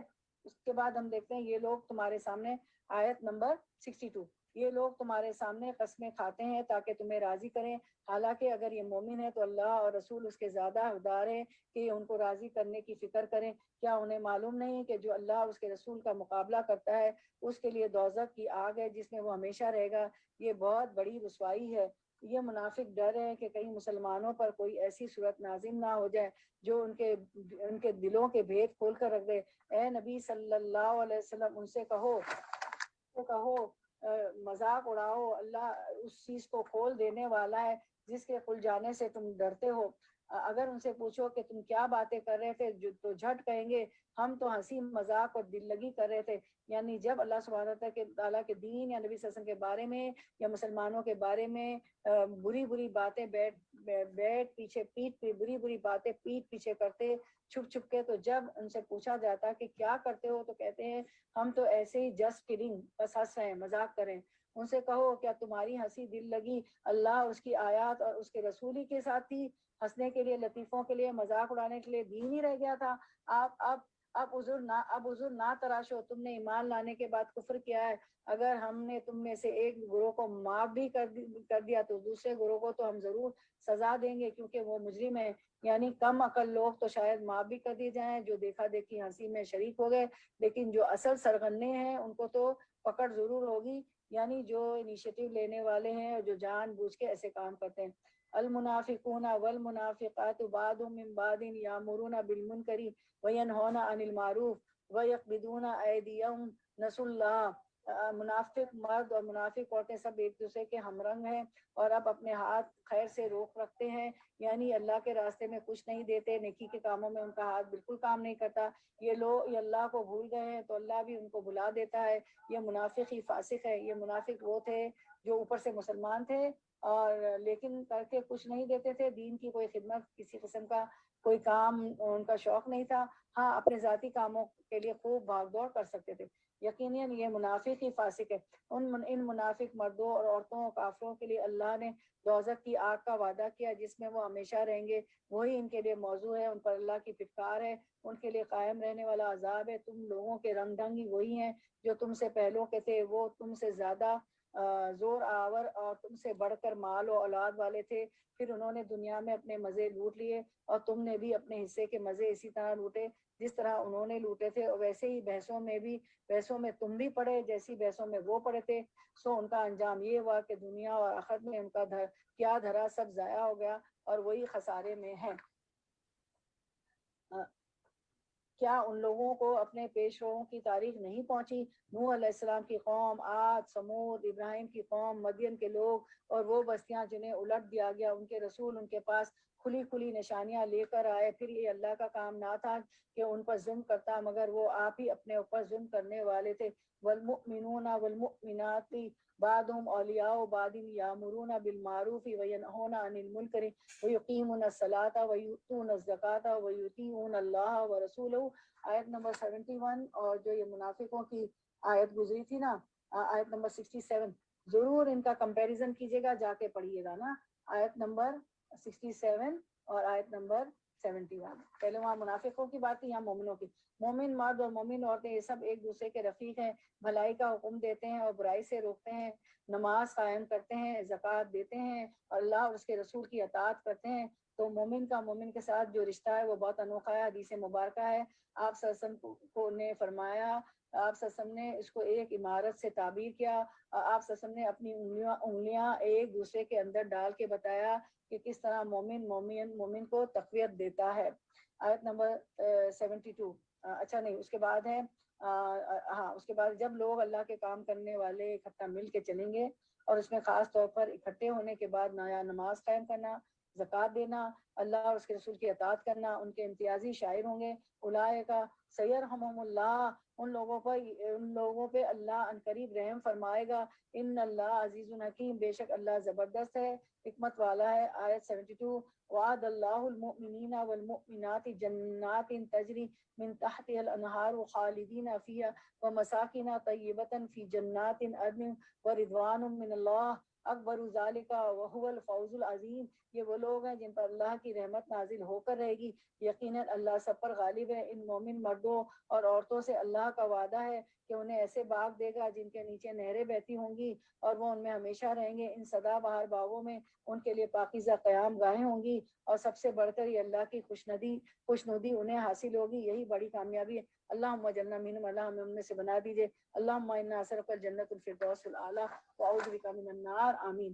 یعنی دنیا میں انسان اگر اللہ کی خاطر محبت کرتا ہے، اللہ کی خاطر ایک دوسرے سے نیکی کے کاموں میں تعاون کرتا ہے، کوآپریشن کرتا ہے، تو اللہ تعالیٰ اس ایمان اور ایمان کے ساتھ جو عمل صالح ہے اس کے صلے میں جو جنت دے گا تو حدیث میں آتا ہے کہ ابن عمر کہتے ہیں کہ رسول اللہ صلی اللہ علیہ وسلم سے پوچھا گیا جنت کس چیز کی بنی ہوئی ہے؟ آپ سب نے فرمایا 1 انچ سونے کی، 1 انچ چاندی کی، ایک اس کا سیمنٹ کستوری ہے، اس کی مٹی زعفران ہے، اس کے سنگریزے موتی اور یاقوت کے۔ سبحان اللہ، اللہم اجعلنا من، اللہ ہمیں ان میں سے بنا دیجئے، اللہ ہمیں اس کا جنت الفردوس عطا کر دیجئے۔ اور تو آپ تو کتنی خوبصورت ہوگی ایمان والوں کے گھروں کی خوبصورتی اور وسعت کا کیا ہی ٹھکانہ، جو اس حدیث مبارکہ سے پتہ چلتا ہے۔ حدیث مبارکہ میں نبی صلی اللہ علیہ وسلم نے فرمایا جنت میں مومن کے لیے کھوکھلے موتی کا بنا ہوا خیمہ ہوگا، یعنی ایک موتی جو اندر سے خالی ہوگا، اس کے اندر اس کا گھر ہوگا جس کی لمبائی 60 میل ہوگی۔ صحیح بخاری میں بخاری کی کلاس ہو رہی تھی، آپ کو یاد ہے، تو ہم نے بہت ڈیٹیل میں پڑھا تھا نا یہ جنت میں جو موتیوں کا جو محل ہوگا۔ آیت 73 یا ایھا النبی جاہد الکفار والمنافقین وغلظ علیہم، اے نبی صلی اللہ علیہ وسلم کفار اور منافقین دونوں کا پوری قوت سے مقابلہ کیجیے اور ان کے ساتھ سختی سے پیش آئیے، آخر کار ان کا ٹھکانہ جہنم ہے، وہ بدترین جائے قرار ہے۔ یہ لوگ اللہ کی قسم کھا کھا کر کہتے ہیں کہ ہم نے وہ بات نہیں کہی، حالانکہ انہوں نے ضرور وہ کافرانہ بات کہی ہے۔ وہ اسلام میں لانے کے بعد کفر کے مرتکب ہوئے اور انہوں نے وہ کچھ کرنے کا ارادہ کیا جسے نہ کر سکے۔ یہ ان کا سارا غصہ اسی بات پر ہے کہ اللہ اور اس کے رسول نے اپنے فضل سے ان کو غنی کر دیا ہے۔ اب اگر یہ اپنی اس روش سے باز آ جائیں تو انہی کے لیے بہتر ہے، اور اگر یہ باز نہ آئے تو اللہ ان کو نہایت دردناک سزا دے گا، دنیا میں بھی اور آخرت میں بھی، اور زمین میں کوئی نہیں جو ان کا حمایتی اور مددگار ہو۔ ان میں سے بعض ایسے بھی ہیں جنہوں نے اللہ سے عہد کیا تھا کہ اگر اس نے اپنے فضل و کرم سے ہم کو نوازا تو ہم خیرات کریں گے اور صالح بن کر رہیں گے، مگر جب اللہ نے اپنے فضل سے انہیں دولت مند کر دیا تو وہ بخل پر اتر آئے اور اپنے عہد سے ایسے پھرے کہ انہیں اس کی پرواہ تک نہیں۔ نتیجہ یہ نکلا کہ ان کی اس بدعہدی کی وجہ سے جو انہوں نے اللہ کے ساتھ کی تھی اور اس جھوٹ کی وجہ سے جو وہ بولتے رہے، اللہ نے ان کے دلوں میں نفاق بٹھا دیا ہے، جو اس کے حضور ان کی پیشی کے دن تک ان کا پیچھا نہ چھوڑے گا، یعنی قیامت تک یا مرتے دم تک وہ منافق رہیں گے۔ کیا یہ لوگ نہیں جانتے کہ اللہ کو ان کی مخفی راز اور ان کی پوشیدہ سرگوشیاں تک معلوم ہے اور وہ تمام غیب کی باتوں سے پوری طرح باخبر ہے۔ آیت 79 وہ تو خوب جانتا ہے ان کنجوس دولت مندوں کو جو بردا اور رغبت دینے والے اہل ایمان کی مالی قربانیوں پر باتیں چھاٹتے ہیں اور ان لوگوں کا مذاق اڑاتے ہیں جن کے پاس رائے خدا میں دینے کے لیے اس کے سوا کچھ نہیں ہے، جو وہ اپنے اوپر مشقت برداشت کر کے دیتے ہیں۔ اب یہ ایک واقعے کا ذکر ہے، جیسے جنگ تبوک میں جانے کے لیے ایک شخص نے رات بھر یہودی کا کنواں چلایا تھا جنگ تبوک میں جانے کے لیے، اور معاوضہ ملا وہ لا کر پیش کر دیا، تو لوگ مذاق اڑانے لگے منافق کہ اچھا اتنے سامان سے یہ روم فتح کرنے چلا ہے، ظاہر بیچارے نے رات بھر کنواں چلایا تو کیا ملا ہوگا، چند کھجور ہیں تھوڑا سا، تو انہوں نے منافقوں نے مذاق اڑایا کہ چلیں روم فتح کرنے چلے، تو اتنے سے معاوضے سے روم فتح ہو جائے گا۔ اللہ ان مذاق اڑانے والوں کا مذاق اڑاتا ہے اور ان کے لیے دردناک سزا ہے۔ اے نبی صلی اللہ علیہ وسلم، خواہ ایسے لوگوں کے لیے معافی کی درخواست کریں یا نہ کریں، اگر آپ 70 مرتبہ بھی انہیں معاف کرنے کی درخواست کریں گے تو اللہ انہیں ہرگز معاف نہ کرے گا، اس لیے کہ انہوں نے اللہ اور اس کے رسول کے ساتھ کفر کیا ہے، اور اللہ فاسق لوگوں کو راہ نجات نہیں دکھاتا۔ جن لوگوں کو پیچھے رہ جانے کی اجازت دے گئی تھی وہ اللہ کے رسول کا ساتھ نہ دینے اور گھر بیٹھے رہنے پر خوش ہوئے، اور انہیں گوارا نہ ہوا کہ اللہ کی راہ میں جان و مال سے جہاد کرے۔ انہوں نے لوگوں سے کہا اس سخت گرمی میں نہ نکلو، یعنی نیکی کے کاموں سے روکا کہ اب گرمی ہے، کہا جنگ تبوک پہ چلو، پیچھے بھی بتایا نا کہ جو نیکی کے کام سے روکے گا وہ منافق ہے۔ ان سے کہو جہنم کی آگ اس سے زیادہ گرم ہے، کل نار جہنم اشد، کاش وہ سمجھتے۔ حدیث میں آتا ہے تمہاری یہ دنیا کی آگ جہنم کی آگ کا 70واں حصہ ہے، اور 70 حصہ بڑی ہوئی ہوگی آگ، اور سمندر کے پانی سے اس کو 2 مرتبہ ٹھنڈا کیا گیا، اگر ایسا نہ ہوتا تو اس میں سے اللہ کسی ایک کا کوئی فائدہ نہ رکھتا۔ آپ لوگوں کا ریویژن ہے، صحیح بخاری میں پڑھ چکے تھے، یعنی زندگی قائم نہ رہتی۔ یعنی نبی صلی اللہ علیہ وسلم نے ایک حدیث مبارکہ میں نے آج رات خواب میں دیکھا کہ 2 شخص میرے پاس آئے، ان دونوں نے مجھے بتایا کہ وہ جو آگ جلا رہا ہے وہ جہنم کا داروغہ ہے، جہنم کے داروغہ کا نام مالک ہے، یعنی مسلسل آگ جلاتا جا رہا ہے، آگ کو بھڑکانا اور زیادہ کرنا اس کا کام ہے، اور پھر ایک جہنمی کا سانس 1 لاکھ سے زائد لوگوں کو جلا سکتا ہے، یعنی اگر ایک جہنمی یہاں بیٹھا ہونا تو 1 لاکھ سے زیادہ آدمیوں کو اس کی سانس ہی جلا دے، یعنی جہنم کا شخص جب صرف وہ سانس لے گا، بریدھ آؤٹ کرے گا، تو اگر وہ دنیا میں کرے تو 1,00,000 لوگ مر جائیں اس سانس سے، اتنی سخت گرمی ہے وہ سانس بھی۔ پھر حدیث مبارکہ نبی صلی اللہ علیہ وسلم نے فرمایا اگر اس مسجد میں 1,00,000 یا زائد افراد بیٹھے ہوں اور ان میں ایک جہنمی آدمی ہو اور وہ سانس لے اور ان سب کو اس کی سانس پہنچے تو اس کے اثر سے مسجد تمام لوگوں سمیت جل جائے۔ تو اسی لیے فرمایا کل نار جہنم اشد حرا، کاش وہ سمجھتے جہنم کی آگ تو اس سے بھی زیادہ تیز ہے۔ فَلْيَضْحَكُوا قَلِيلًا وَلْيَبْكُوا كَثِيرًا، چاہیے کہ ہنسنا کم کریں اور روئے زیادہ، اس لیے کہ جو بدی یہ کماتے رہے ہیں اس کی جزا ایسی ہے کہ انہیں اس پر رونا چاہیے، یعنی جو عذاب ملے گا وہ ایسا ہے نا جب ہمیں جہنم پاؤ اس پہ تو رونا چاہیے، اس پہ رونا چاہیے۔ اچھا پھر ہم دیکھتے ہیں، تو ہم اسکرین پہ دیکھ لیتے ہیں، بہت زیادہ ہنسنا اور کہکے لگانا انسان کے ایمان کو کمزور کر دیتا ہے، کیونکہ یہ چیزیں انسان کو غفلت میں لے جاتی ہے۔ آپ صلی اللہ علیہ وسلم نے فرمایا زیادہ مت ہنسو کیونکہ زیادہ ہنسنے سے دل مردہ ہو جاتا ہے، تو کہکے بھی نہ لگائیں، زیادہ بھی نہ ہنسے کیونکہ دل مردہ ہو جاتا ہے۔ صحیح ہے، چلیں آیت نمبر 83، اگر اللہ ان کے درمیان تمہیں واپس لے جائے اور آئندہ ان میں سے کوئی گروہ جہاد کے لیے نکلنے کی آپ سے اجازت مانگے تو صاف کہہ دینا کہ تم میرے ساتھ ہرگز نہیں چل سکتے اور نہ میری مائیت میں کسی دشمن سے لڑ سکتے ہو، تم نے پہلے بیٹھ رہنے کو پسند کیا تھا تو اب گھر بیٹھنے والوں ہی کے ساتھ بیٹھے رہو، اور آئندہ ان میں سے جو کوئی مرے اس کی نماز جنازہ بھی آپ ہرگز نہ پڑھائیں اور نہ کبھی اس کی قبر پر کھڑے ہونا، کیونکہ انہوں نے اللہ اور اس کے رسول کے ساتھ کفر کیا اور وہ مرے ہیں اس حال میں کہ وہ فاسق ہیں۔ منافقوں کی نماز جنازہ پڑھنے سے منع کر دی تھی اللہ کے رسول صلی اللہ علیہ وسلم کو، تو حذیفہ بن یمان کو آپ صلی اللہ علیہ وسلم نے منافقوں کے نام بتا دیے تھے، اور حذیفہ بن یمان رسول اللہ صلی اللہ علیہ وسلم کے رازدار تھے۔ یہ میں نے اب بتایا تھا کہ یہ آپ لوگ دیکھ کے آئے گا، کسی درس میں ہمارا یہ سوال آیا تھا، تو وہ منافقوں کے نام رسول اللہ علیہ وسلم کے رازدار کون تھے؟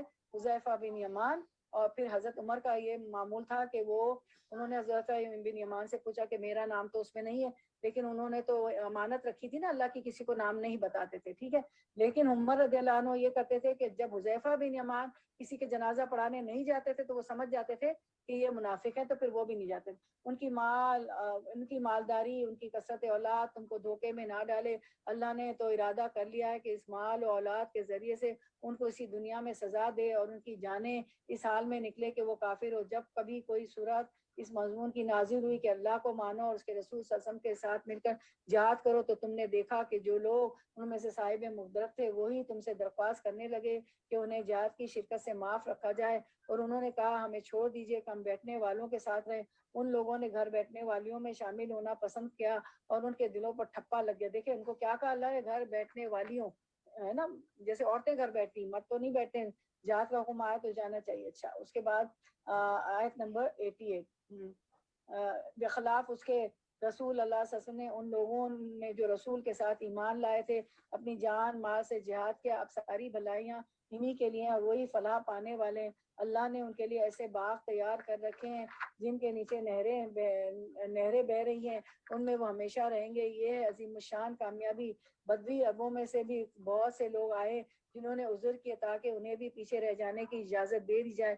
اس طرح بیٹھ رہے وہ لوگ جنہوں نے اللہ اور اس کے رسول سے ایمان کا جھوٹا عہد کیا تھا، یعنی زبان سے کہا لا الہ الا اللہ محمد الرسول اللہ، لیکن جب عمل کی باری آئی تو کھوٹے سکے ثابت ہوئے۔ ان بدیوں میں سے جن جن لوگوں نے کفر کا طریقہ اختیار کیا قریب ہے وہ دردناک سزا سے دوچار ہوں۔ آیت 91، ضعیف اور بیمار لوگ اور وہ لوگ جو شرکت جہاد کے لیے راہ نہیں پاتے اگر پیچھے رہ جائیں تو کوئی حرج نہیں، جبکہ وہ اخلاص دل کے ساتھ اللہ اور اس کے رسول کے وفادار ہوں گے۔ ایسے محسنین پر اعتراض کی کوئی گنجائش نہیں، اللہ درگزر کرنے والا رحم فرمانے والا ہے۔ اسی طرح ان لوگوں پر بھی کوئی اعتراض کا موقع نہیں جنہوں نے خود آ کر تم سے درخواست کی تھی کہ ہمارے لیے سواریاں باہم پہنچائی جائیں، اور جب آپ نے کہا کہ میں تمہارے لیے سواریوں کا انتظام نہیں کر سکتا تو وہ مجبوراً واپس آ گئے، اور حال یہ تھا کہ ان کی آنکھوں سے آنسو جاری تھے۔ انہیں اس بات کا بڑا رنج تھا کہ وہ اپنے خرچ پر شریک جہاد ہونے کی طاقت نہیں رکھتے۔ البتہ اعتراض ان لوگوں پر ہے جو مالدار ہیں اور پھر بھی تم سے درخواستیں کرتے ہیں کہ انہیں شرکت جہاد سے معاف رکھا جائے. انہوں نے گھر بیٹھنے والوں میں شامل ہونا پسند کر لیا اور اللہ نے ان کے دلوں پر ٹھپا لگا دیا. اس لیے اب یہ کچھ نہیں جانتے کہ اللہ کے ہاں ان کی اس روش کا کیا نتیجہ نکلے گا. جو منافقین کا تذکرہ تھا، آپ کو پتا ہے نا کہ منافقین کی 4 نشانیاں ہیں. وَإِذَا حَدَّثَ كَذَبَ، جب بات کرے جھوٹ کرے. وَإِذَا اؤْتُمِنَ خَانَ، جب امانت رکھی جائے تو اس میں جو ہے خیانت کرے.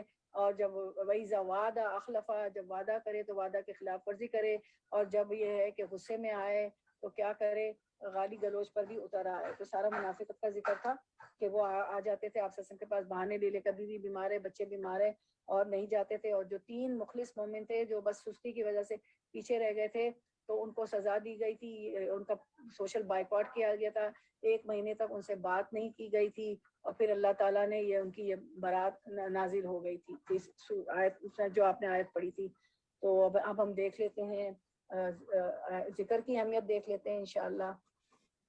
ابن القیم فرماتے ہیں یہ بھی ذکر ہے نا جو ہم کریں تو صبح شام کے اذکار بھی ہوتے ہیں، تسبیحات بھی ہوتی ہیں، بہت سارے اذکار ہوتے ہیں، 4 کلمہ، 3 کلمہ، لا الہ الا انت، بہت سارے اذکار ہیں. لیکن افضل الذکر جو ہوتا ہے وہ قرآن مجید ہوتا ہے. اسی لیے کہا گیا ہے کہ صبح کا قرآن جو ہوتا ہے وہ گواہ بنتا ہے فجر کا قرآن. امام ابن القیم فرماتے ہیں کہ صبح شام کے اذکار ایک حفاظتی ڈھال ہے. یہ ڈھال جتنی زیادہ موٹی ہوگی اتنا ہی مالک کو متاثر کرے گی. تو بہت اچھی طرح سمجھ کے پڑھیں، کیونکہ جتنا اچھا موٹی ڈھال سے انہوں نے دیا نا صبح شام کے اذکار کو تشبیہ دی ہے، تو بہت خشوع و خضوع سے. اور کیا اس میں کہا جا رہا ہے، آپ کیا کی حفاظت کی دعائیں مانگ رہی ہیں، کیا اللہ کی تعریف کر رہی ہیں، تو اس کو بہت غور و فکر سے پڑھے. تو یہ جتنی یہ ڈھال جتنی زیادہ موٹی ہوگی اتنا ہی مالک کو متاثر کرے گی، حتیٰ کہ اس کی مضبوطی اس حد تک پہنچ جاتی کہ اس پر چلانے والے تیر خطا ہو جاتے ہیں، واپس نشانہ لگانے والے کی طرف ہی مڑ کر آ جاتے ہیں. اس میں یہ بیماریوں کی بھی دعائیں ہیں ساری، اب پڑھتے ہیں نا، وہ ساری چیز پڑھے تو بیماری بھی اثر نہیں کرے گی، حادثات سے بھی بچے رہیں گے. اور ائمہ کرام کہتے ہیں کہ صبح شام کے اذکار جب ہم ہمیشہ کرتے ہیں، ان کا تجربہ ہے کہ ہمارا دن بڑا اچھا گزرتا ہے. ہم تفسیر زیادہ، کتابیں زیادہ لکھتے ہیں، دروس زیادہ دیتے ہیں، زیادہ علم حاصل کرتے ہیں، دنیاوی دینی بہت فائدے ہوتے ہیں نا. اور کیا ہے کہ اس پر چلائے جانے والے تیر خطا ہو جاتے ہیں، واپس نشانہ لگانے والے کی طرف ہی مڑ کر آ جاتے ہیں. تو بسم اللہ الذی، آپ پڑھتے ہیں لا الہ الا اللہ یضر مع اسمہ شیء فی الارض ولا فی السماء، کہ اللہ کے نام کے ساتھ زمین و آسمان میں جو کچھ کوئی چیزیں در نہیں، وہ مجھے نقصان نہیں پہنچا سکتی ہے نا. اس طرح کی دعائیں ہیں، اس میں سارا کچھ ہے. تو یہ ایک صبح شام کے اذکار ایک حفاظتی ڈھال ہے. جس طرح ڈھال ہوتی ہے نا لوہے کی، وہ حفاظت کرتی ہے اس کو، تو اس طرح وہ حفاظت کرتے ہیں. تو اتنے اجر ہیں، تو ضرور کرا کریں. مجھے پتا ہے ابھی بھی آپ نماز کے بعد کریں گی انشاءاللہ. اور درود شریف بہت پڑھنا چاہیے جمعے کے دن، آپ سب لوگوں کو پتا ہے. تو چلیں ہم اس پہ کنکلوڈ کرتے ہیں. وآخر دعوانا درود شریف پڑھ لیتے ہیں. ایک درود شریف پہ 10 رحمتیں نازل ہوتی. اللہم صلی علی محمد وعلی آل محمد کما صلیت علی ابراہیم وعلی آل ابراہیم انک حمید مجید. اللہم بارک علی محمد وعلی آل محمد کما بارکت علی ابراہیم وعلی آل ابراہیم انک حمید مجید. سبحان ربک رب العزت عما یصفون وسلام علی المرسلین والحمد للہ رب العالمین. ربنا تقبل منا انک انت السمیع العلیم وتب علینا انک انت التواب الرحیم. وآخر دعوانا ان الحمد للہ رب العالمین. سبحانک اللہم وبحمدک نشہد ان لا الہ الا انت نستغفرک ونتوب الیک. السلام علیکم ورحمۃ اللہ وبرکاتہ. انشاءاللہ کل 11 پارے کے ساتھ حاضر خدمت ہوں گے. ماشاءاللہ آپ کو مبارک ہو. 10 پارے ماشاءاللہ، اللہ وما توفیقی الا باللہ، اللہ کی توفیق سے ہمارے آج کمپلیٹ ہو گئے. الحمدللہ الحمدللہ. چلیں میں آپ لوگوں کی اجازت سے اینڈ کروں میٹنگ کو، یا کوئی بات؟